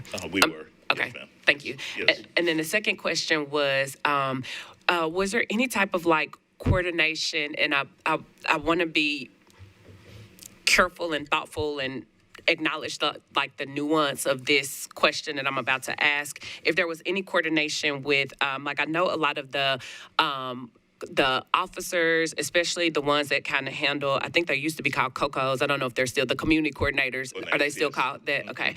So I know that there are lots of officers that are literally on the ground. They know the people in the community, and they have developed trust with individuals that may be unhoused. But also acknowledging that not everyone feels comfortable being approached by an officer. Some people do feel comfortable being approached by an officer. But was there any type of coordination with you all letting individuals in the unhoused community that officers know, making sure that folks know, hey, these are the resources, there are shelters that are open, and I'm seeing head nods, yes. So, Yes, okay, thank you. And then my last 2 questions, and I'm saying that for the record for people who may be watching in case the camera isn't on y'all. I want to acknowledge that y'all are nodding your head, yes. And then for Mr. Aaron, I know that you talked about a massive following on X. Do you all have similar? Are y'all engaged in similar platforms? And I ask that because I know not everyone is on X. I know there was a big, a lot of people are boycotting X. So there was a big move away from that to other social media platforms. So if y'all haven't, I will also encourage expanding the platforms to Blue Sky, TikTok, Threads, and Instagram to make sure that we're reaching across the base. And then the last thing was, are y'all able to use your comms platform? And again, I want to be very careful in this because I know everyone has a lane, but if you all have a big following, not sharing out every other department thing, but if there's something that's really urgent, NES has a really urgent update, or if there's information about, hey, these shelters are open tonight, if you all are able to use your platform to push out just the more important pieces of information so that people that may be following y'all that aren't following NES or that aren't following like the Office of Homeless Services or whatever may be able to get some of that just really critical information as well. Yeah, we do share other information, and so we also have platforms with Facebook and with Instagram as well.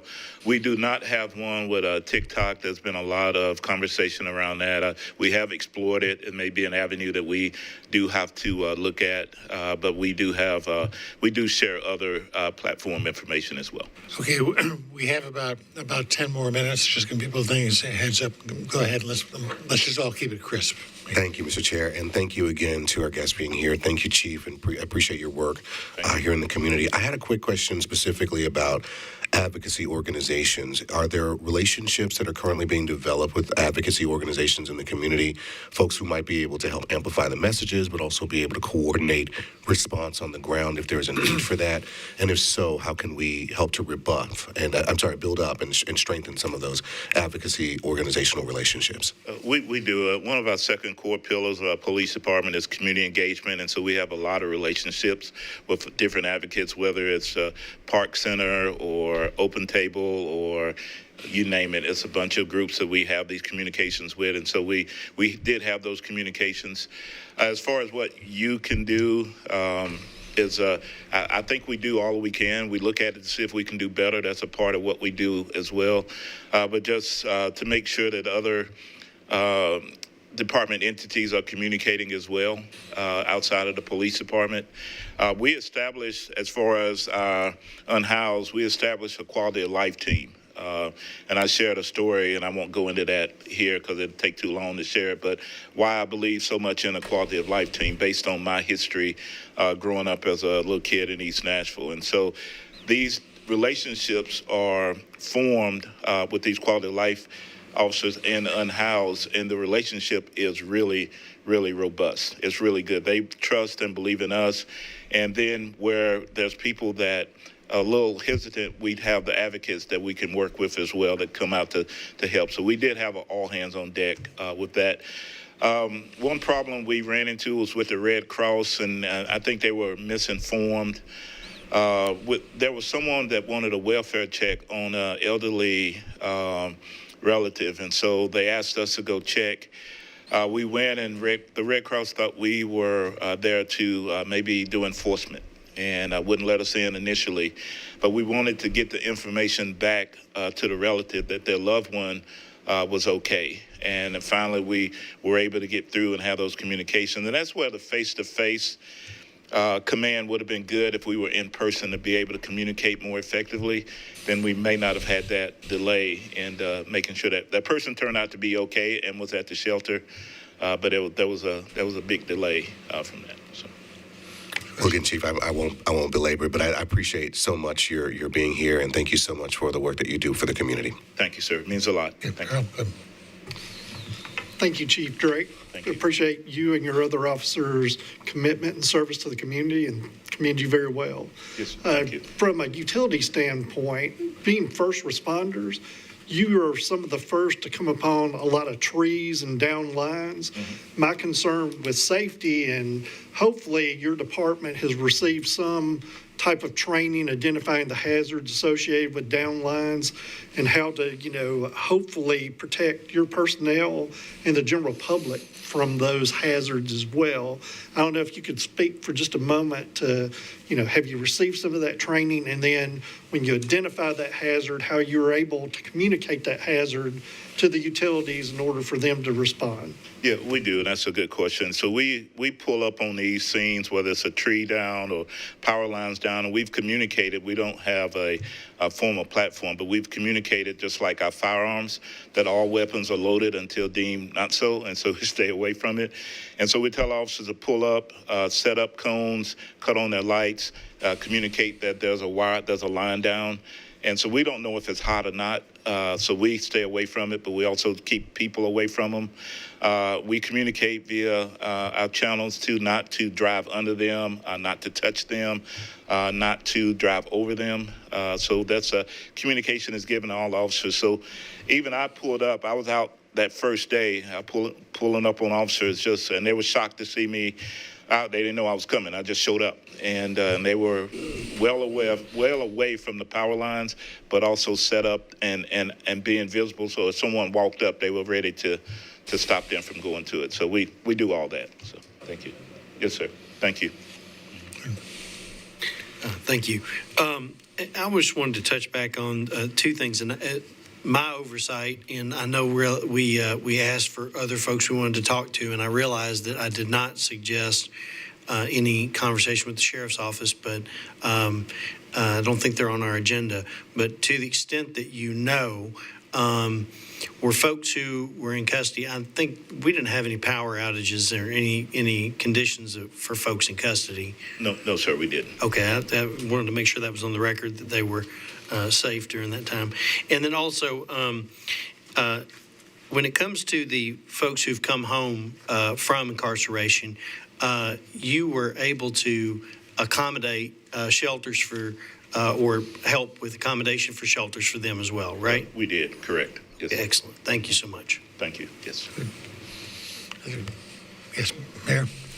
If I may, thank you to y'all. Appreciate all of y'all seeing familiar faces here, and long time no see from the council chamber just last night.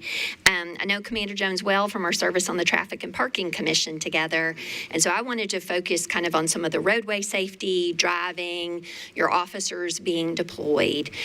Chief Drake, you made the point, if you come upon this wire, presumption, live, blue lights, cone, at scale in 526 square miles, right, that is a human person that now has to be sort of assigned to that. And I wonder, I experienced in my own district and area a kind of persistent line down situation where people kept reporting and re-reporting, and no one knew, was it live, was it hazardous, could you drive under it, it was up, it was down. Do you all have any the kind of the SOP for the communication once you've identified that, where that goes, and when you pull a human officer off that, is there sort of a leave behind? There's a specific color, a type of cone, something that would say, actually, you can drive across this, you can drive under it. I think there's some systems understanding that the community needs, the difference between communication lines versus electrical lines. But I wonder if somebody could speak into a little bit more of like that kind of in the roadway and what was needed from officers. So that's the electrical piece, but also on sort of the tree piece as well, right? Don't go down this hill because once you get down there, there's a big old tree in the road. It's dangerous, right? And then you need to back up. But again, should a human being be deployed there, or do we have sufficient road closed signage, right? And how do we sort of man all of that at scale, right, when we're so big and we have so many of these kind of roadway safety obstruction things happening? It would be beneficial to have more roadway signs instead of using personnel. We had a lot of personnel that was out on lines, trees, et cetera. It's kind of hard to put something on a power line when we tell them, or on a potential live line where we tell them to stay away. I think, in my opinion, that would be more something for NES to put like a little blue marker or something on that would identify that, so people would know that it's safe to drive under. As far as roadways, I do think that better signage, more signage would be beneficial. Maybe a coded cone system could help as well. Okay. I appreciate that. May I ask a follow-up question, Chair? So I found it so helpful when I could get little bits and pieces of information, MNPD, to Mr. Aaron's point of, media knows to go to that platform, but the photography that you all were sharing was often, and as I recall, my first kind of awareness of like, oh my goodness, right? This is seriously bad, right? From what your officers were out in the field kind of sharing back. So I do appreciate that. And what I also appreciate about the communication that you all make, and I hope Metro will continue to make and elected officials often say, is like, if you are safe at home, please do not go out on the roadways. And I appreciate you all making the connection. If you go out and drive and run off in a ditch, now a police officer has to come respond to you, and sort of that knock-on effect that creates system-wide from a safety perspective. So I would say that messaging is really key. But I guess I wanted to understand, you all have sort of training internally, I presume, on how to drive on ice if you have to. So when you have an ice event coming, I know at the various precincts, most of the parking for vehicles is surface lot. Do you all have sort of a proactive plan within your fleet? Like, we have a major storm event, tornado, ice coming.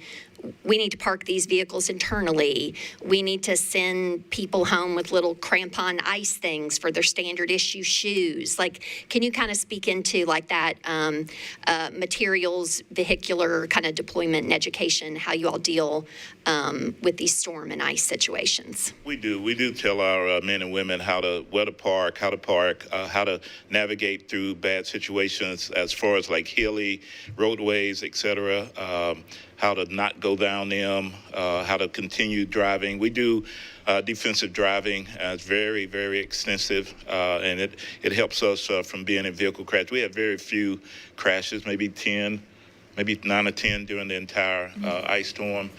We also have ice melt that we get as well.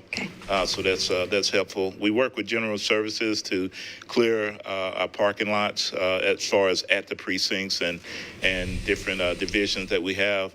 But as far as driving the roadways, our training, I think, is really, really good. And so we tell people, if you can't drive on it, park somewhere. We'll put them on a post and just go from there. One thing I'd left off on your other question as far as communication, initially there was about 400 calls backlogged on Hub.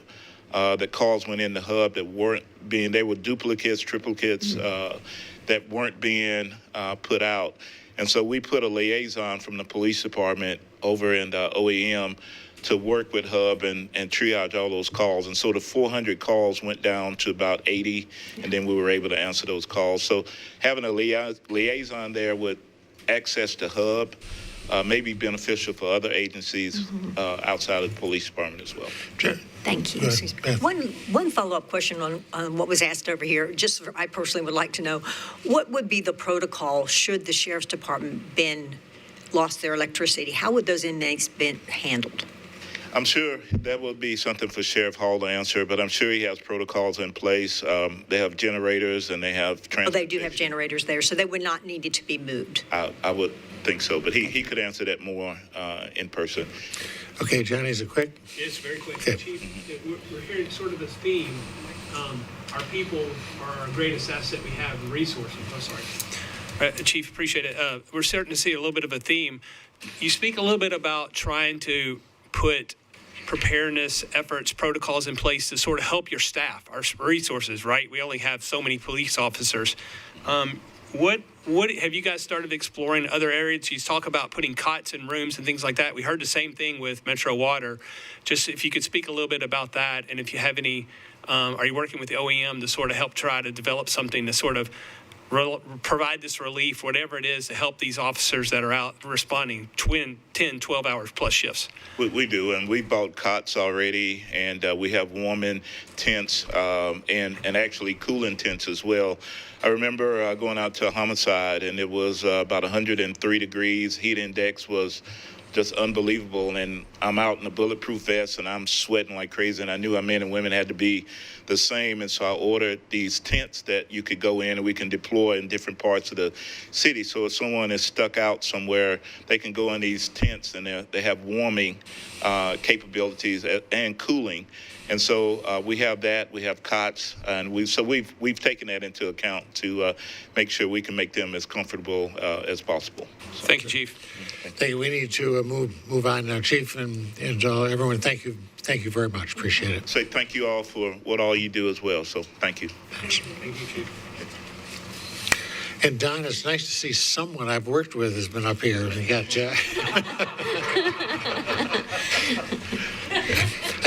quite so old now as I do with all the other departments.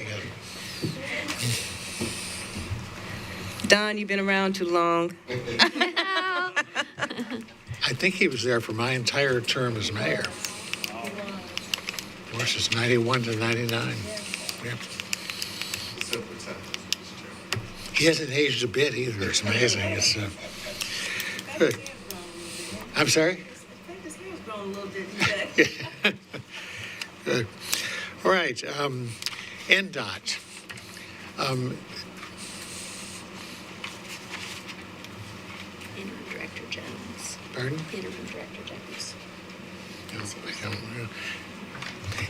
Just for my information, since I'm kind of a newbie as where things are, is NDOT Public Works? Yes, sir. Okay, so.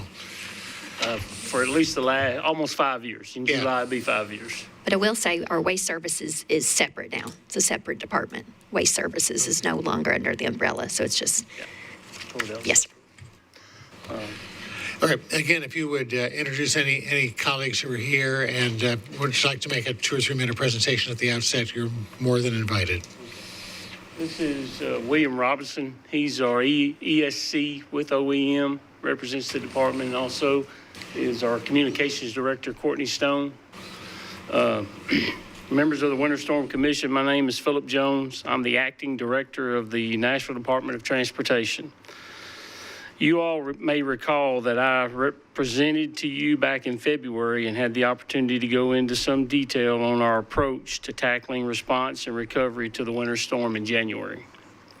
We've made a lot of progress since that February presentation, and I'm happy to report that as of yesterday, May 20th, NDOT has resumed our regular brush collection schedule. So it was kind of a big milestone for us. Our special winter storm debris collection. There shouldn't be any brush left in Nashville, I don't think. I say that every storm, and you got to remember, I think I shared with you, I was here with you and worked the ice storm in '94. So it's hard for me to believe that we still have that much debris. But our special winter storm debris collection has concluded, though we will, of course, continue working with hands-on to ensure that residents requiring additional support receive that additional service. And that's basically, hands-on has a list of people that they work with that still need some debris cut and pulled out to the curb, and then we work with them to pick that material up. And Mr. Jones, when you say hands-on, you mean Hands-On Nashville, the charitable organization. Just wanted to clarify. Thank you. We began responding to this event on Wednesday, January the 21st. With a robust pre-treatment of primary, secondary, and post-secondary routes. Then the snow fell, and the crews plowed and salted roads. Our brand-new state-of-the-art trucks made a huge difference in the quality of our response. Better equipment with better technology and well-trained staff. Then the ice storm began cracking trees across our city. The roads became icy, and the power went out for many. In the days and weeks that followed, the snow and ice, our crews continued treating primary, secondary, post-secondary routes, clearing roads of fallen trees, repairing signs, signals, and collecting over 2.1 million cubic yards of debris from residential curbs across Nashville. This has been a giant undertaking for our department and for our city. I'm grateful for the collaboration we've enjoyed with the Office of Emergency Management, the Nashville Fire Department, Metro Nashville Police Department, Metro Water Services, Nashville Electric Service, and the Tennessee Department of Transportation, and of course the Mayor's Office. There are many others I could commend for their efforts, but I was told I only had 3 to 5 minutes on this, so I'm going to leave some out. Every challenge presents opportunities to learn, grow, and refine our processes. This event is no exception. In the weeks and months following the Winter Storm Fern, we've identified several areas for future improvement.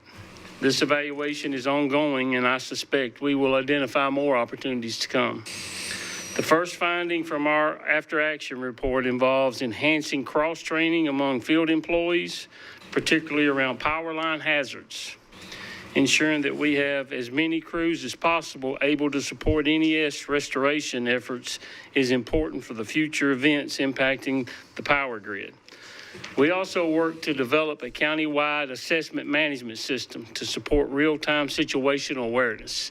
And if you were familiar when we were given our daily briefings, I was bringing heat maps, and that's kind of where that data was coming from and supporting where the most impacted areas was.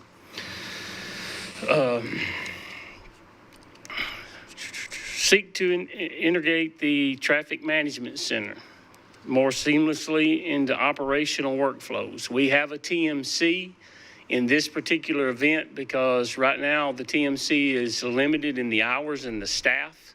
It wasn't utilized, but there's no doubt moving forward the TMC will be vital to play a role in any emergency response for the city, not just for NDOT, but for the city.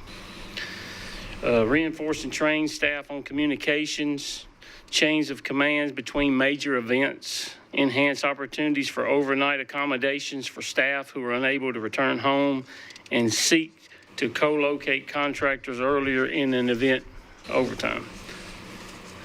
These are not plans we intend to set on a shelf. We fully intend to tackle these actions items as soon as we're able and as resources allow. We're committed to ensuring that the next major emergency event in Nashville runs more smoothly than the one that came before it.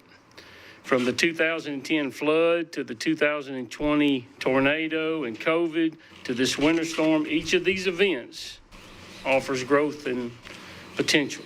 I look forward to the continued conversation with this commission, and I'm happy to answer any questions. Good. Questions? Go ahead. Thank you so much, Interim Director. Thank you for being here. Again, long time no see. One question, I noticed that you mentioned the 2010 flood after action materials, and I'm sure after any of these unprecedented, once in a lifetime things that Nashville is so lucky to continuously get. I know that there are always like recommendations that are made after these events. So recommendations that were made after the 2010 flood and any of those other unprecedented events, have you all implemented those things? And I know you're kind of new in your particular role, so this is no indicator that you should have done something, just a question of, do you all review those recommendations? Have they been put into place, or, are we still looking to kind of prioritize some of the recommendations? I'm glad to share that because it is a role that I have been involved in for many years since the 2010 flood. And yes, there were valuable lessons learned. And I think one of the most important, and I think I spoke to this in our last committee hearing, was about having contracts in place. Because when this storm happened Sunday morning, when the ice, when we started getting the accumulation, I was able to, we already had emergency contracts in place. I already activated that contract, had those resources headed into town. By Sunday night, I had staff here from the contractor that was already helping me negotiate locations for the reduced sites and things of that nature, put us way ahead of the game. Go ahead. Thank you, Chair, and thank you, Interim Director. I want to build on some of the conversation with MNPD and Chief Drake around signage, barricades, kind of, systems of markings of downlines, redundancies created in hub, what's NES's obligation, what's y'all's obligation, what's MNPD's obligation. I see in your after-action reflections, systems and visibility, develop a countywide asset system to support real-time situational awareness. Are you meaning barricade, signage, and so forth? And could you speak into that a little bit more? I'll be glad to speak into it. And I'm sure there's some ways that we need to look at coming up with better ways, but we always think of public safety first. And the problem with putting out signs, they get disregarded, and you're still putting people at danger. So if we know or we think there may be a hotline, we would much rather have an officer stand on it until it's cleared. We kind of went the extra mile prior to this event to be prepared, where we bought a lot of, I'm sure a lot of you are familiar with the hot sticks and the vest sticks. I don't know what hot sticks are. What It's is that? basically where our employees are trained. They can go out and get near a hotline to tell if it's Okay, hot or not. all right. So we had a lot of that. We're going to continue to do some additional training. Never expected to need as many as we needed for this event, so I think we're ramping that up.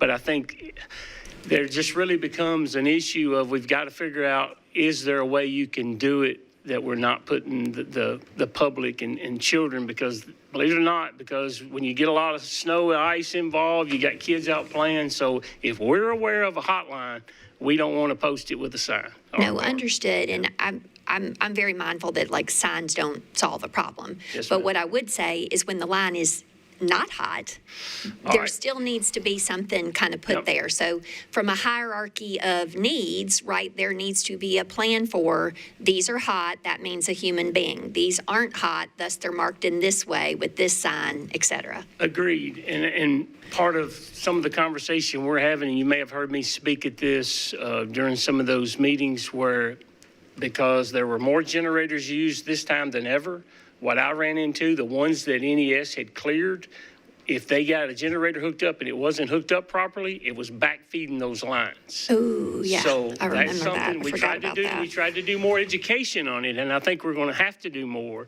because I think there's more generators being used. But if they're hooked up properly, it's not an issue. It's just a matter of you get the do-it-yourselfers that hook those up, and it causes danger for us and the communities.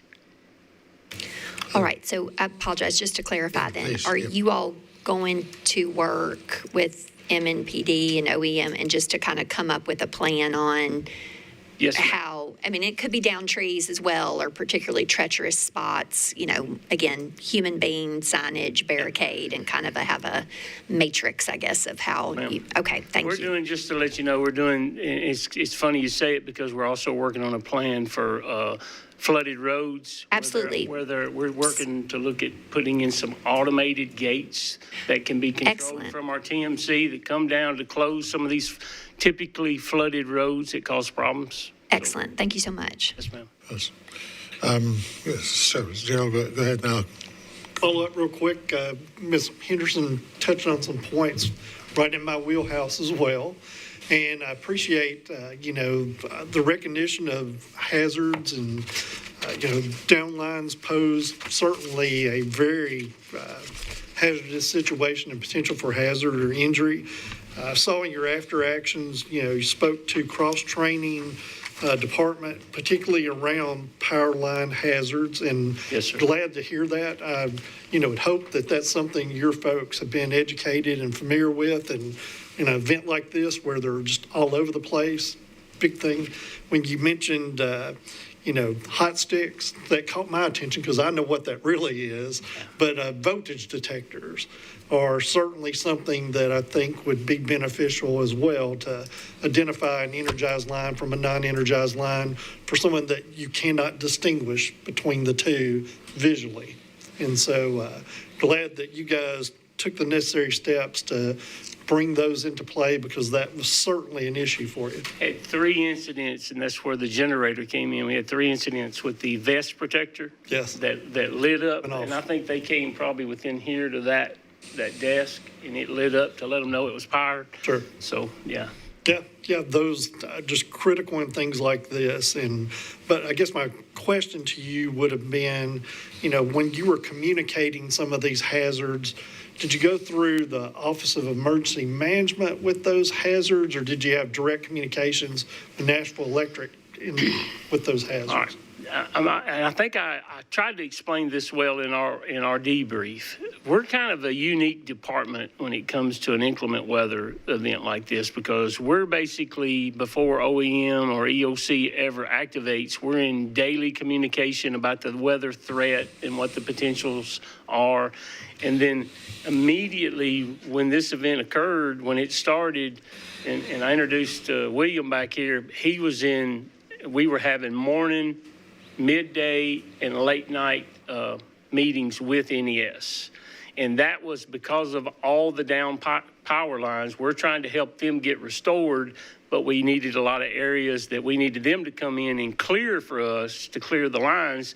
And to me, I've said this to them, this is probably where, maybe they didn't have enough people that knew their system that was able to come in and provide us those clearances to be able to keep us moving. That was probably one of our biggest. That's when I made a bigger move even to start using the hot sticks, is because we were trying to get the roads open and cleared.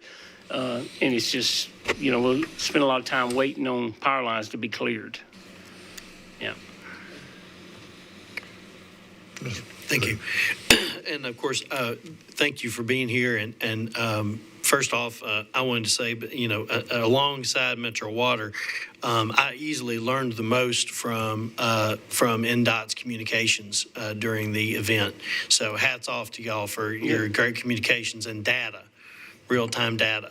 So I feel like people got good information quickly out of your department. So thank you. And of course, y'all are the closest to the utility in terms of your action, what your scope is. One of the questions I've got is similar to the previous question was, when was the last time before the event of the ice storm, was there a coordinated training or a coordinated plan with NES? At what point did we do that last? With NES? Yes, sir. I can't tell you an exact date, but NES provides NDOT with some training that helps us with the power lines, because we have a lot of the bucket trucks.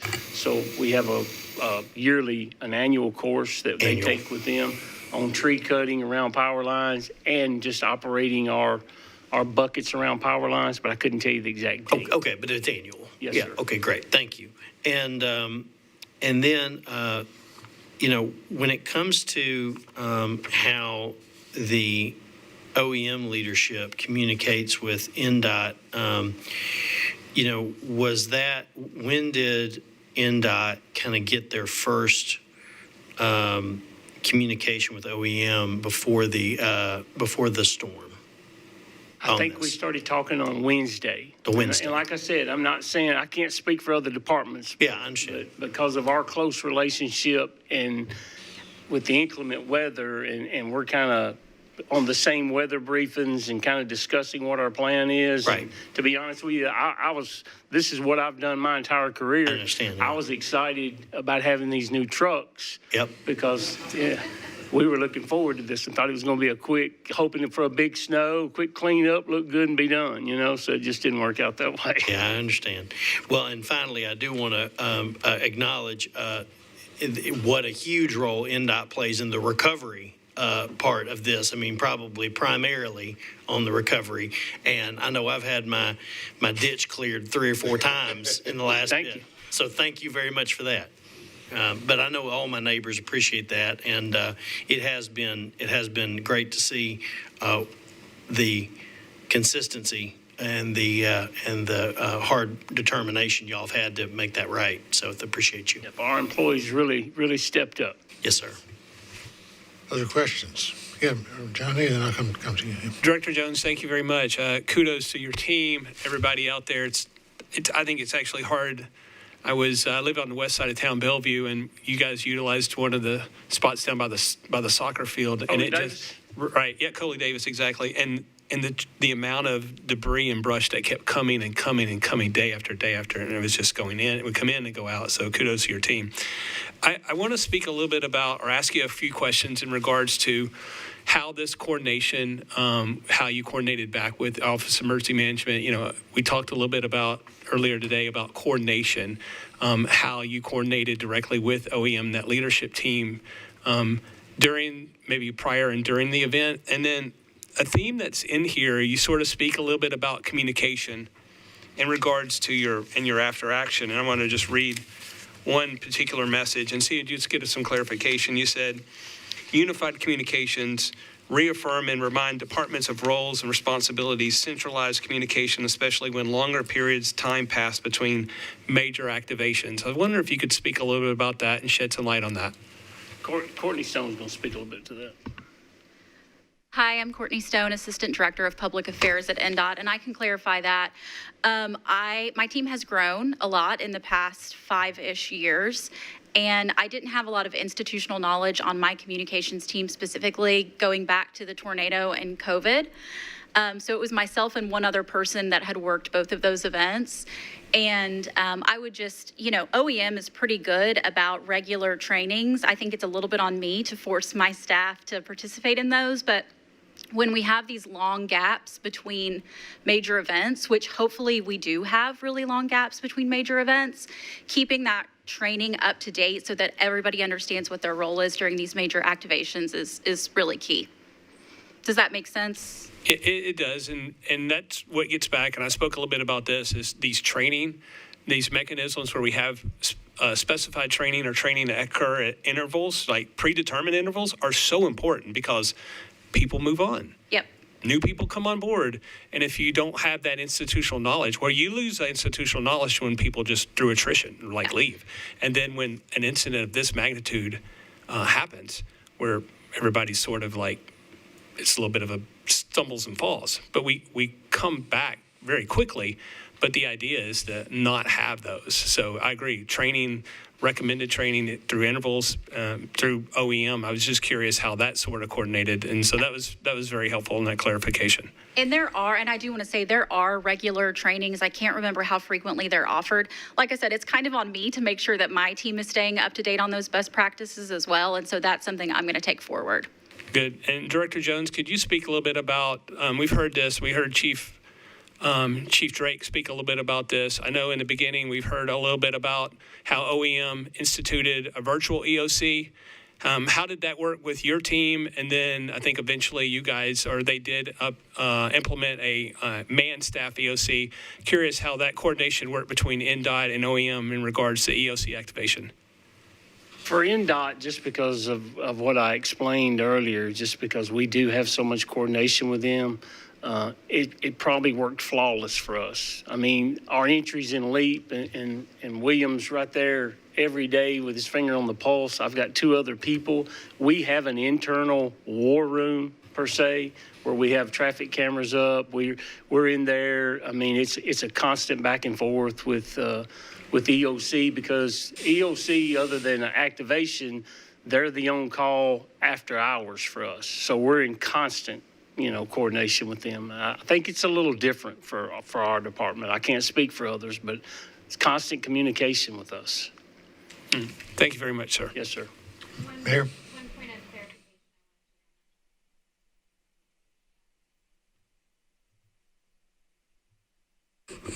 Director Jones mentioned LEAP. That is essentially the system that's used for logging actions and activities that's managed and overseen by OEM. So it's like the equivalent of Web EOC. Oh, Web EOC. Yeah. Yeah, kind of. We're actually transitioning to Web EOC. Yeah, and it kind of gives us the feedback from other departments where if there's something going on that I'm not aware of in a part of town I may not be aware of, I'm kind of getting that feedback where I can get someone out in that area to look at, take any asset of damage out there. Okay. Vice Mayor? I guess my question was around hub and sort of redundancies. Chief Drake spoke to this on how to kind of clear those duplications, right? Like, I feel like a lot of council members were getting, has this been reported? Do I need to re-report this? Did they forget it? Did this get dropped? Did they come out here? Can you kind of speak to how that hub piece, because I know that's so crucial to y'all's work all across, from potholes to sidewalk obstructions to whatever. And so I understand now hub kind of lives at emergency communications. Yes, ma'am. Do you all have a proactive way, your staff, like instead of, how do you address dupes and triplicates? I'll remind you of a little bit because I know your history of, Stacy Jones. Yes. Okay, Stacy works for NDOT. So her and Aaron, have and it's funny because I think Mr. Potter brought it up too about how important it is to have and keep these relationships with other departments. While that's where I think the training is so important, that we're all you come together, you're more comfortable with one another, it's easier to call or talk. Well, that's kind of where we're at with that. In our situation with Hub, there was a lot of duplicates and things. I'm talking numerous. But in our situation, because we went the other route, we did the asset management. We used that program that I spoke about in there that codes used during 2010. We had people out. We ran every road. We picked up everything was out there. So anything to do with a street, we stick to our primary, secondaries. So we wasn't really answering Hub requests when it comes to snow and ice. When it came to trees, if it was an emergency, that's what Stacy would go through all these, weed through the emergencies, and we would dispatch to those. Okay, so that was human being reliant, I guess. I just didn't know, is there sort of like a coding on the input? Like, I'm just trying to I know it, thankfully, yes, we always still need human beings. Like, this is an important lesson in that. But I know, Metro has sort of legacy systems, system migrations, that through line of, a human being with that institutional memory. But, for our asset management, I know for a long time, kind of our code system, right, like it was like parcel based, right? And then we had a proprietary kind of system for linear stuff, like our streets. So now our streets are in our kind of master system, or can you kind of speak to how that works? Yeah, it's funny you say that, because another thing that did come out of this, it was a result, I don't even think I shared it, but one of the major things for us that came out of this was when it came to the routing. And once we started doing the county-wide sweep of everything, we started finding some discrepancies. So we went in and done a complete true-up. We used that opportunity to clean all of our streets up. So basically did an asset management ourselves of our streets and what's out there. And you're very familiar with this. Comes back to identifying what's private, what's public, what's, what belongs to TDOT. So we were able to clear a lot of that up. I really do appreciate that, because within my own district that I served, with multiple satellite cities, a lot of HOAs and private streets. I know, right? That caused a lot of these questions. Yeah, but it's not complete yet. I'm not completely done with it, but we're closer than we've been in my total career to say, okay, this is a gated private community. Yeah. And what you got to, what I will remind everybody is there's opportunities where some of those, if they're not gated, all right? Yeah. FEMA rule, and I'm sure some of you are familiar with, if it's not gated and the public can access it, it's still a safety issue. So we go in, take care of any laners, hangers, things that could be danger to the public. We still go in and do that. That's kind of the exception to the rule. But now we've got a lot of those mapped, identified of which ones are actually ours. There's still an opportunity. If it's not gated, we still have a responsibility to the public, because if you can drive in there unknowingly, we've got to make sure it's safe. Right. And I guess another factor I would put in there, and that does sort of come into the communication space, is someone who served a district that included multiple satellite cities, right? I mean, we had state routes, local routes, satellite city. One side of the street, the stormwater infrastructure belongs to a satellite city, the other side.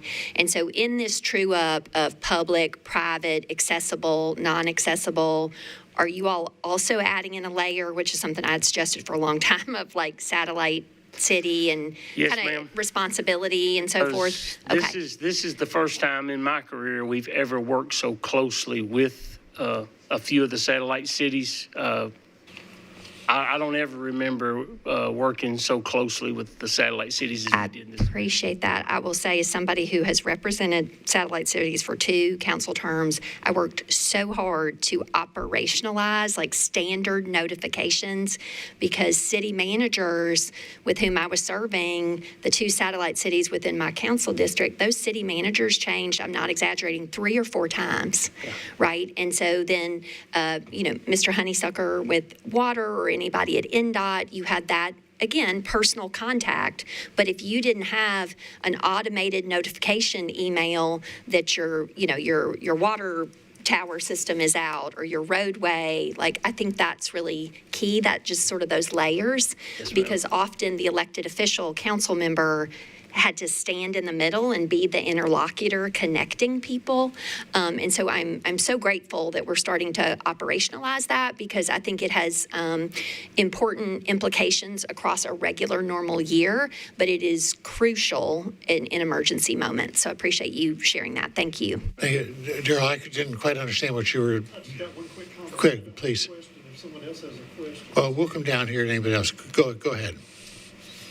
Just first want to commend you and your team on the work you did. I mean, people don't really have a true appreciation of you had to clear the way for the next group to get where they needed to go. And that interaction, communication with other departments and utilities was so vital as part of this unique storm that happened that created such a, transportation issue of being able to get equipment and people to places, and just wanted to certainly recognize and commend you and your group for the work you did.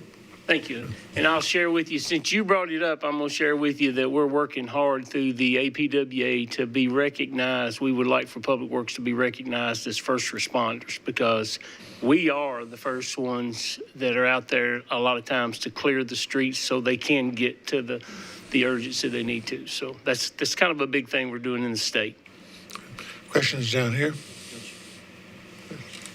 Yeah, Johnny?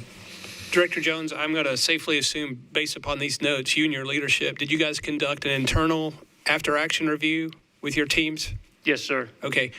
Second part question, have you been any part of any larger after-action review with the city of Nashville? Yes, sir. You have? Yes, sir. Okay. And who led that? I'm curious. That was led by, Heidi Mariscal. Okay, so you have been a part of an after-action review for OEM? Yes. Okay, all right, thank you. Other questions? Good. As long as we have a second, I have one question which could have come to almost anybody. Does Nashville have some sort of a unified communication system? Like I know the state, we started putting in an 800 megahertz system to get out of the cell phone. But does Metro participate in anything like that, or are you down to radios and cell phones? We still have the 800 megahertz just because there's so many other things that are out but seem to fail. So we're still running off the 800 megahertz. So there is a unified communication system where you can talk with OEM and you can talk with police and so on. Yes, sir. Okay. Any other questions? Thank you very much. Yes, sir.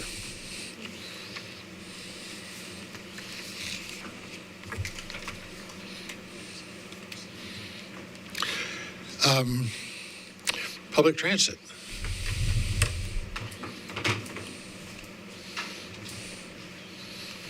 You're brave coming here all alone. You don't have all these people up there with you. All right. Thank you, Chair, and thank you, members of this committee. My name is Andy Burke. I'm the Chief Operating Officer at WeGo Public Transit. I have an empty room here, but our mission is to basically maximize service when it comes to inclement weather and day-to-day service. And so WeGo is transporting about 30,000 people per day. And so when we have inclement weather coming on the horizon, we pre-plan what type of service we're going to be able to provide. And so we have 4 levels of inclement weather preparation plans. So we rate it on a level 1 through 4 scale. Level 4 means we are not able to operate that day. Level 1 is basically operate as is with minor detours as we see the road conditions. We consider this storm a level 3, which is basically primary and secondary roads only. So we started reducing service in advance and communicating to our board of directors, stating that these are the plans that we're going to operate at. So a couple things I'd like to highlight in terms of what we accomplished during the storm. Getting out early communication and expectations to our riders was a really strong position for us. That way, the riders were able to plan in advance, stay home where they could. Also, working with our access paratransit community, folks with disabilities in their dialysis, work employment, medical appointments, and being able to get them to those critical locations that they needed. Other opportunities and areas that we accomplished is our interagency partnerships, like working with NDOT, MNPD, and others. Being able to communicate with NDOT and saying, hey, these are the streets that we really need to work on because our buses are not going to be able to operate through that. So those partnerships were really crucial, and we really commend those agencies to helping us through that. One of the other things, too, is we did start removing certain pieces of equipment off of our system to prevent any particular safety concerns and accidents. You'll notice that we have a different set of fleets. We have these 40-footers, and then we have what are called 60-footer articulated buses, which are the ones that have that accordion. We remove those off of the streets before service takes place. If you ever thought of drifting a car, drifting those can be quite challenging. So we take those off the road in advance so that way we don't have extra resources trying to dig those out of ditches. Also want to compliment our ATU partners, working with our labor workforce, communicating our needs and bringing all the staff into place for that. Also with OEM support.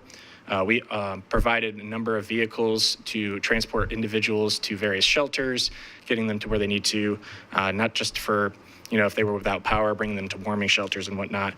We supplied vehicles for almost 2 weeks for that. So we transported over 50 individuals in those efforts. A couple opportunities that I'll mention. We did do an accommodation for overnight stay for essential service employees. Those are the folks that basically get service ready every day. So facilities workers, service workers to get buses started, get the facilities opened and safe for operation. We had about 30 to 40 individuals utilizing those services, so that way we didn't have a situation where we were promising the community this is the level of service we'll be able to provide, but having the resources to be able to open those services up. An opportunity that I will mention is on Sunday, we did have a generator go out. This caused some radio channel communication issues. Therefore, we were not able to run for several hours in the first morning. This provides us an opportunity to look at our capital spend for redundancy and resilience planning. So looking at how we can either transfer over to general services like radios with MNPD and others, or looking at an alternative where we're using like voice over IP, cell phone usage, or another alternative. That's still something that we're looking into and working towards for future planning. The other thing I'll also make mention of is we're working to formalize a lot of these emergency plans. A lot of the folks here talked about institutional knowledge. We have a number of those folks at WeGo, and when it comes to the different levels of storms, there's a lot of institutional knowledge that has good action plans in their heads, but documenting it, formalizing that is an opportunity that we're working towards right now, and we're working to have a draft of that here in the next couple months. Another opportunity I'll mention is our regional services. Unfortunately, we were not able to get into operate regional services. That's our regional commuter bus service. Fortunately, a lot of those folks were able to stay home, but we were not able to get regional service back in order until about that Wednesday. But I am proud to say that the team was able to offer the service that we were able to promise to the community. We were communicating via channels, social media, Facebook, Instagram, also using our public information officer's relationship with media, radio, news channels, as well as our OEM partners to be able to communicate any of those expectations. And so with that, I'm happy to answer any questions you may have.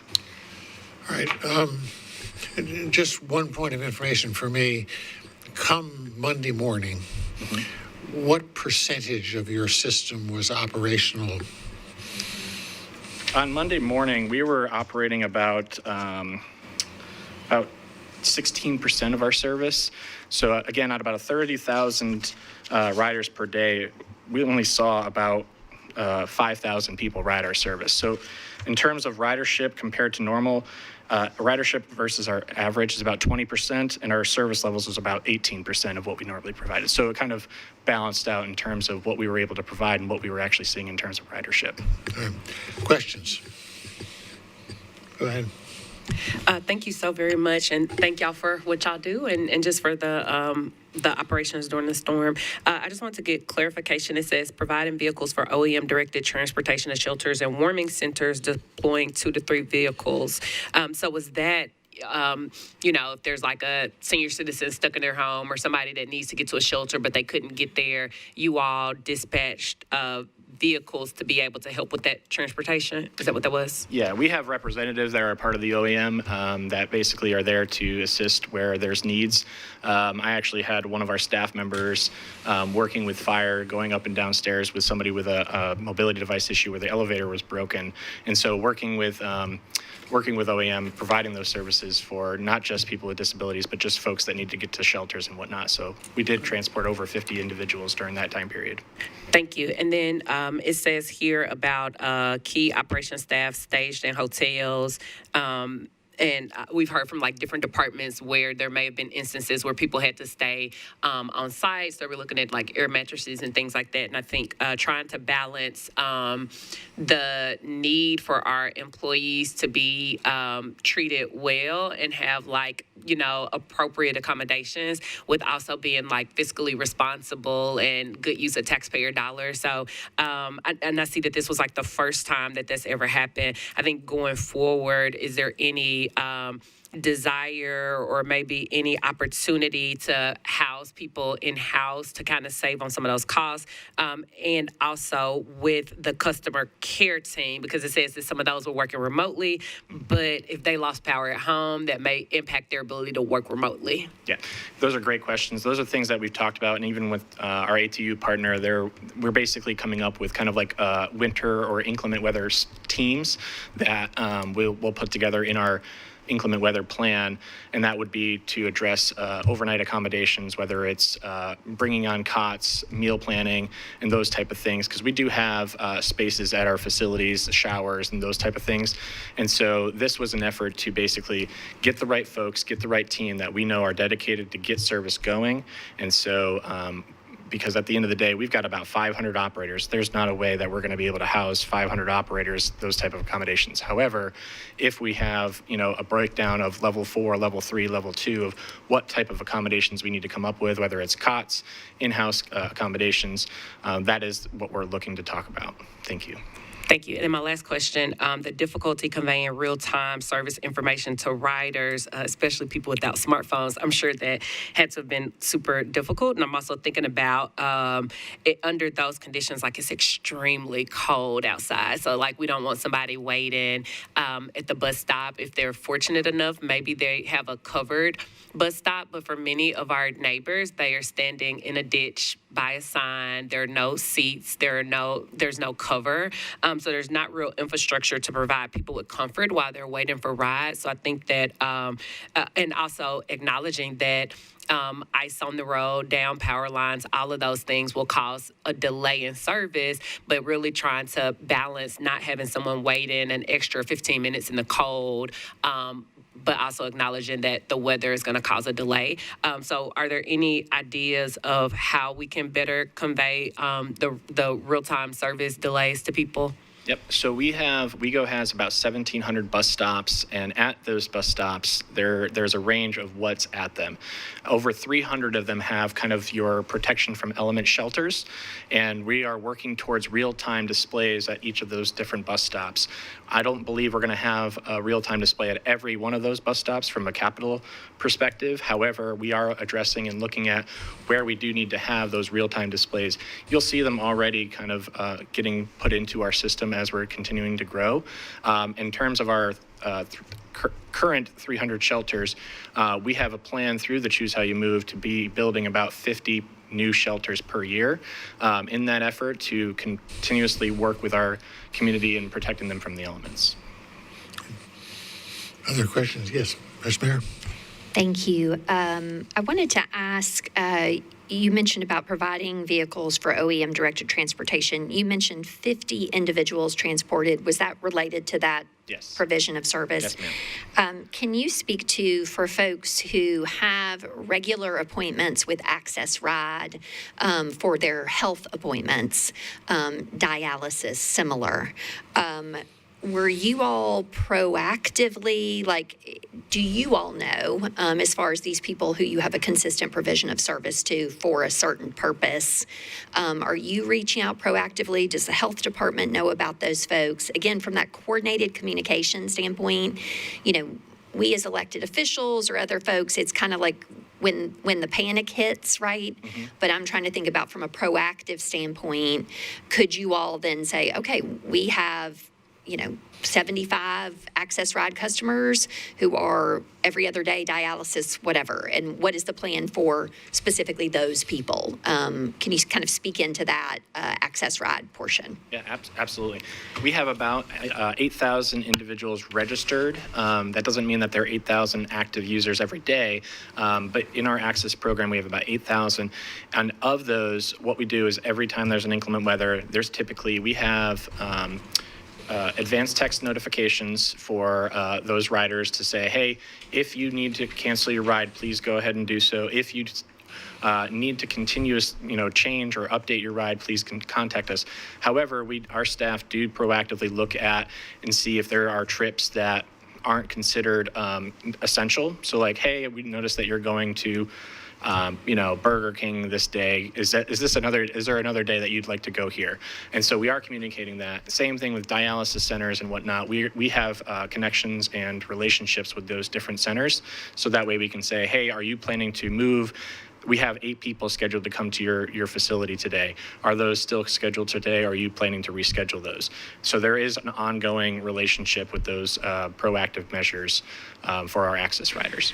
So then, are those folks coded as like medically vulnerable? So I hear you saying you're proactive with the dialysis center or the medical facility because you take 3, 4, 5 people there. But if it's sort of one-off, is there, so there's general outreach, Access Ride not working or your route, but this came up as well in the context of NES outreach for constituents who presumed because they had electricity dependent medical devices and things that they were under the impression that their power might be restored early. I guess, are you sort of level setting on what the expectation is? If somebody is using Access Ride for like a life safety medical vulnerable reason, are they getting specific proactive communication or coordination with the OEM and the health department?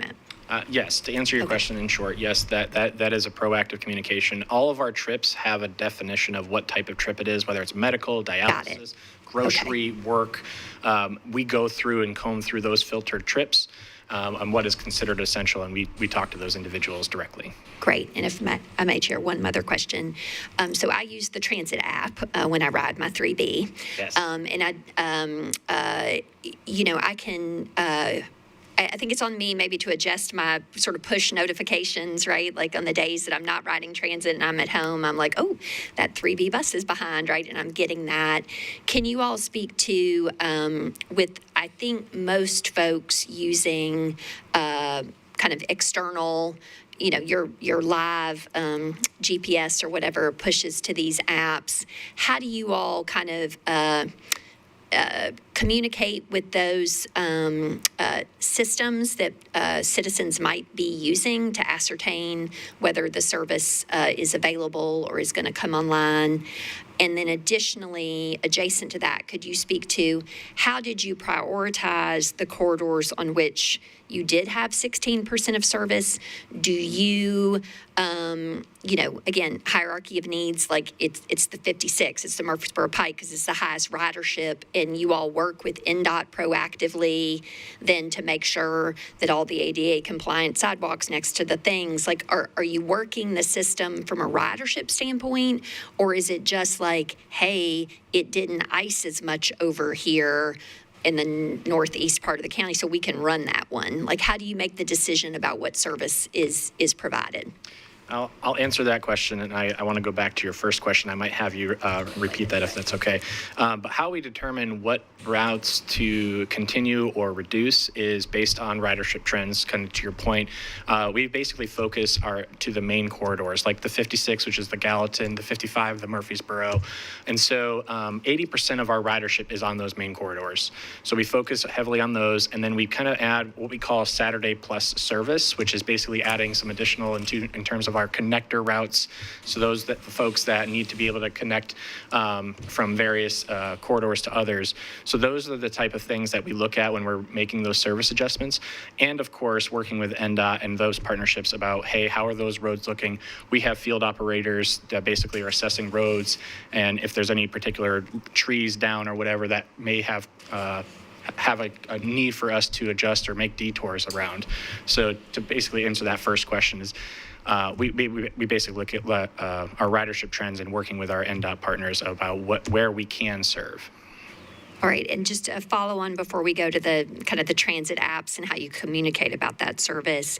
Is there then a follow on? So, you have some communication with NDOT about, say, Murfreesboro Pike or the 55, and y'all make sort of like, okay, we're going to be able to bring this service online. Is there then a corresponding request to NDOT relative to their priorities to clear those bus stops or the sidewalks to get to that route? Like that sort of interface of, well, we're going to run this because it's our highest ridership and it's sufficiently safe and clear. Mm-hmm. So that's a roadway decision, but you can't take the bus unless you can walk to the bus. And kind of, can you speak to that next layer out and how that works? Yes. So, and again, we have a great relationship with NDOT where they're basically a phone call away. We're interacting with them basically throughout the event and saying, hey, here's some opportunities that we have. We also have our own team that goes to various bus stops to kind of help clear those out. So that's something that we basically kind of take on. And then going back to the transit app, how would it communicate? I do think there's some opportunities, but basically what is that source of truth? We do have people tie back to the website. So even in the transit app, there'll be kind of like a banner notification that says, hey, there are going to be detours. You'll see this in the transit app. Please refer to our website for those particular route adjustments. Thank you so much. Thank you. Other question? Yeah, Johnny. I was looking at your after action reviews, and one of the items that you had here, you speak about formalizing storm levels and readiness. So I guess this goes back to a master question. Do you internally, you and your leadership team maintain an emergency operations plan for the WeGo system? Yes, sir. You do? And do you share that does that could be a master component of the overall Metro Nashville EOP? I believe so, yes. Okay, and I guess that works heavily with, you direct that to the Office of Emergency Management. Yes, so with this, the different level breakdowns, level 1 through 4, there are some formalizing that we're working on in terms of, some of the things that we did this particular storm was ad hoc, like the hotel pilot, for example. We introduced kind of a ad hoc hazard pay for some of our folks in partnership with the union. And so those type of things are going to be formalized as we work towards our collective bargaining agreement and negotiations with the labor workforce. But in terms of our emergency action plans, we work internally with not just operations, safety, facility. There's a lot of different departments involved in those efforts. Did this storm expose any areas? We've heard a consistent theme about trying to come with better preparedness for what I declare probably the most valuable asset we have is our people, our resources.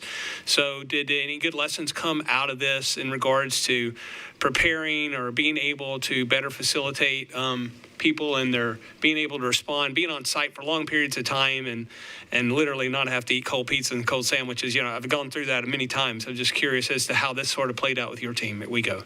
Yeah, I think there's some opportunities on like even meal readiness, like the MREs, for example, having those on site, cots having them on site, and some of that overnight accommodations, showers, and those type of things, I think is a real opportunity for us to be focused on. I also will say that having this pilot was a good effort for us because, again, without those critical staff, we would not have been able to get buses ready, get facilities opened, and so that's one of the core things. I don't think that this was a lack of planning on WeGo. It's more of just staff availability and how to get people into work. Right. And some of that comes down to infrastructure of the roads. How are we cleaning up those things? But even so, we do even have some of our field operators that help individuals get into work with some of the service vehicles that we have. So, but again, going back to taxpayer dollars and just resource constraints, we want to be diplomatic of how we bring those folks in and who is considered an essential mission critical inclement weather employee. Thank you, sir. Thank you. Other questions? Anybody here? Thank you very much. Very helpful. Appreciate it. Thank you very much. Before we adjourn, Kendra, do you have anything that you need to pass on to the commission? Okay. All right. Yes. I have a request for you, Chair, and I think it may be helpful to come from maybe a blend of like you and Kendra, but I was wondering if you all could provide maybe just a brief letter or paragraph or something that we could share with the Metro Council just to show like where we are up to this point and a little bit of like what the plan is. And the reason why I'm asking for that is a council member has filed legislation condemning NES for the person's has perceived that NES failed, and the legislation has been deferred multiple times because council members are saying, hey, let's wait until we get this report back. So I think it would just be helpful for council members to just kind of hear, like, this is where we are in the process, just to share that little piece of information with folks so that they'll have that context if it comes back up. If they need to discuss a deferral again, it'll be more context for the members. No, I'm happy to do that. As you know, in general, we're looking toward a sort of end of July preliminary kind of factual report, and then something in November as a final report. So I certainly, if I were in the mayor's office, I certainly would urge council members to just sort of hold their fire on this. Let's get as much information as we can before that. Madam Pro Tem, I do, and I'm happy to work with you, Chair, but I do think it's, somewhat incumbent on you and I to maybe proactively communicate. I have been, in advance of these meetings, in touch with each chair for whom, like these departments, asking, do you have any questions? This is when we're meeting and so forth. But I do recognize that it would be helpful, given sort of the disparate bits and pieces of legislation that's being advanced and the concerns, to just kind of proactively communicate and say, our interviews have concluded. Here is where the website is. I have sent to our special counsel, forwarding, making sure he is receiving all the information that this commission receives. So if an individual member of council reaches out, he understands that timing to sort of advise them. But as you know, 40 autonomous individuals, and I think some people maybe misunderstand my role, Mr. Chair, in sort of gatekeeping what goes on the agenda. But I always thought of them more like 40 independent Afghan warlords. Well, I would not characterize it that way. But we are having somewhat of a convergence moment in the NES response with the tree trimming. Council members are getting a lot of individual outreach, and so I have spoken individually with some members asking sort of when are y'all meeting with NES or what's happening here.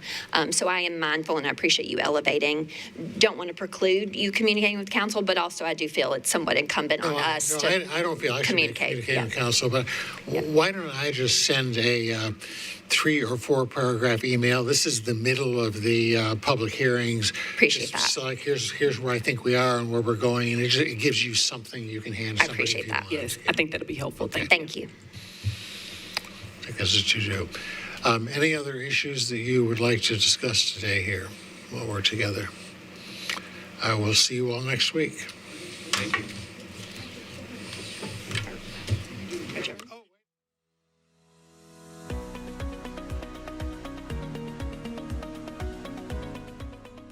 This has been a service of the Metro Nashville Network. If you would like to see this presentation again, or for more information on this and other programs, visit nashville.gov.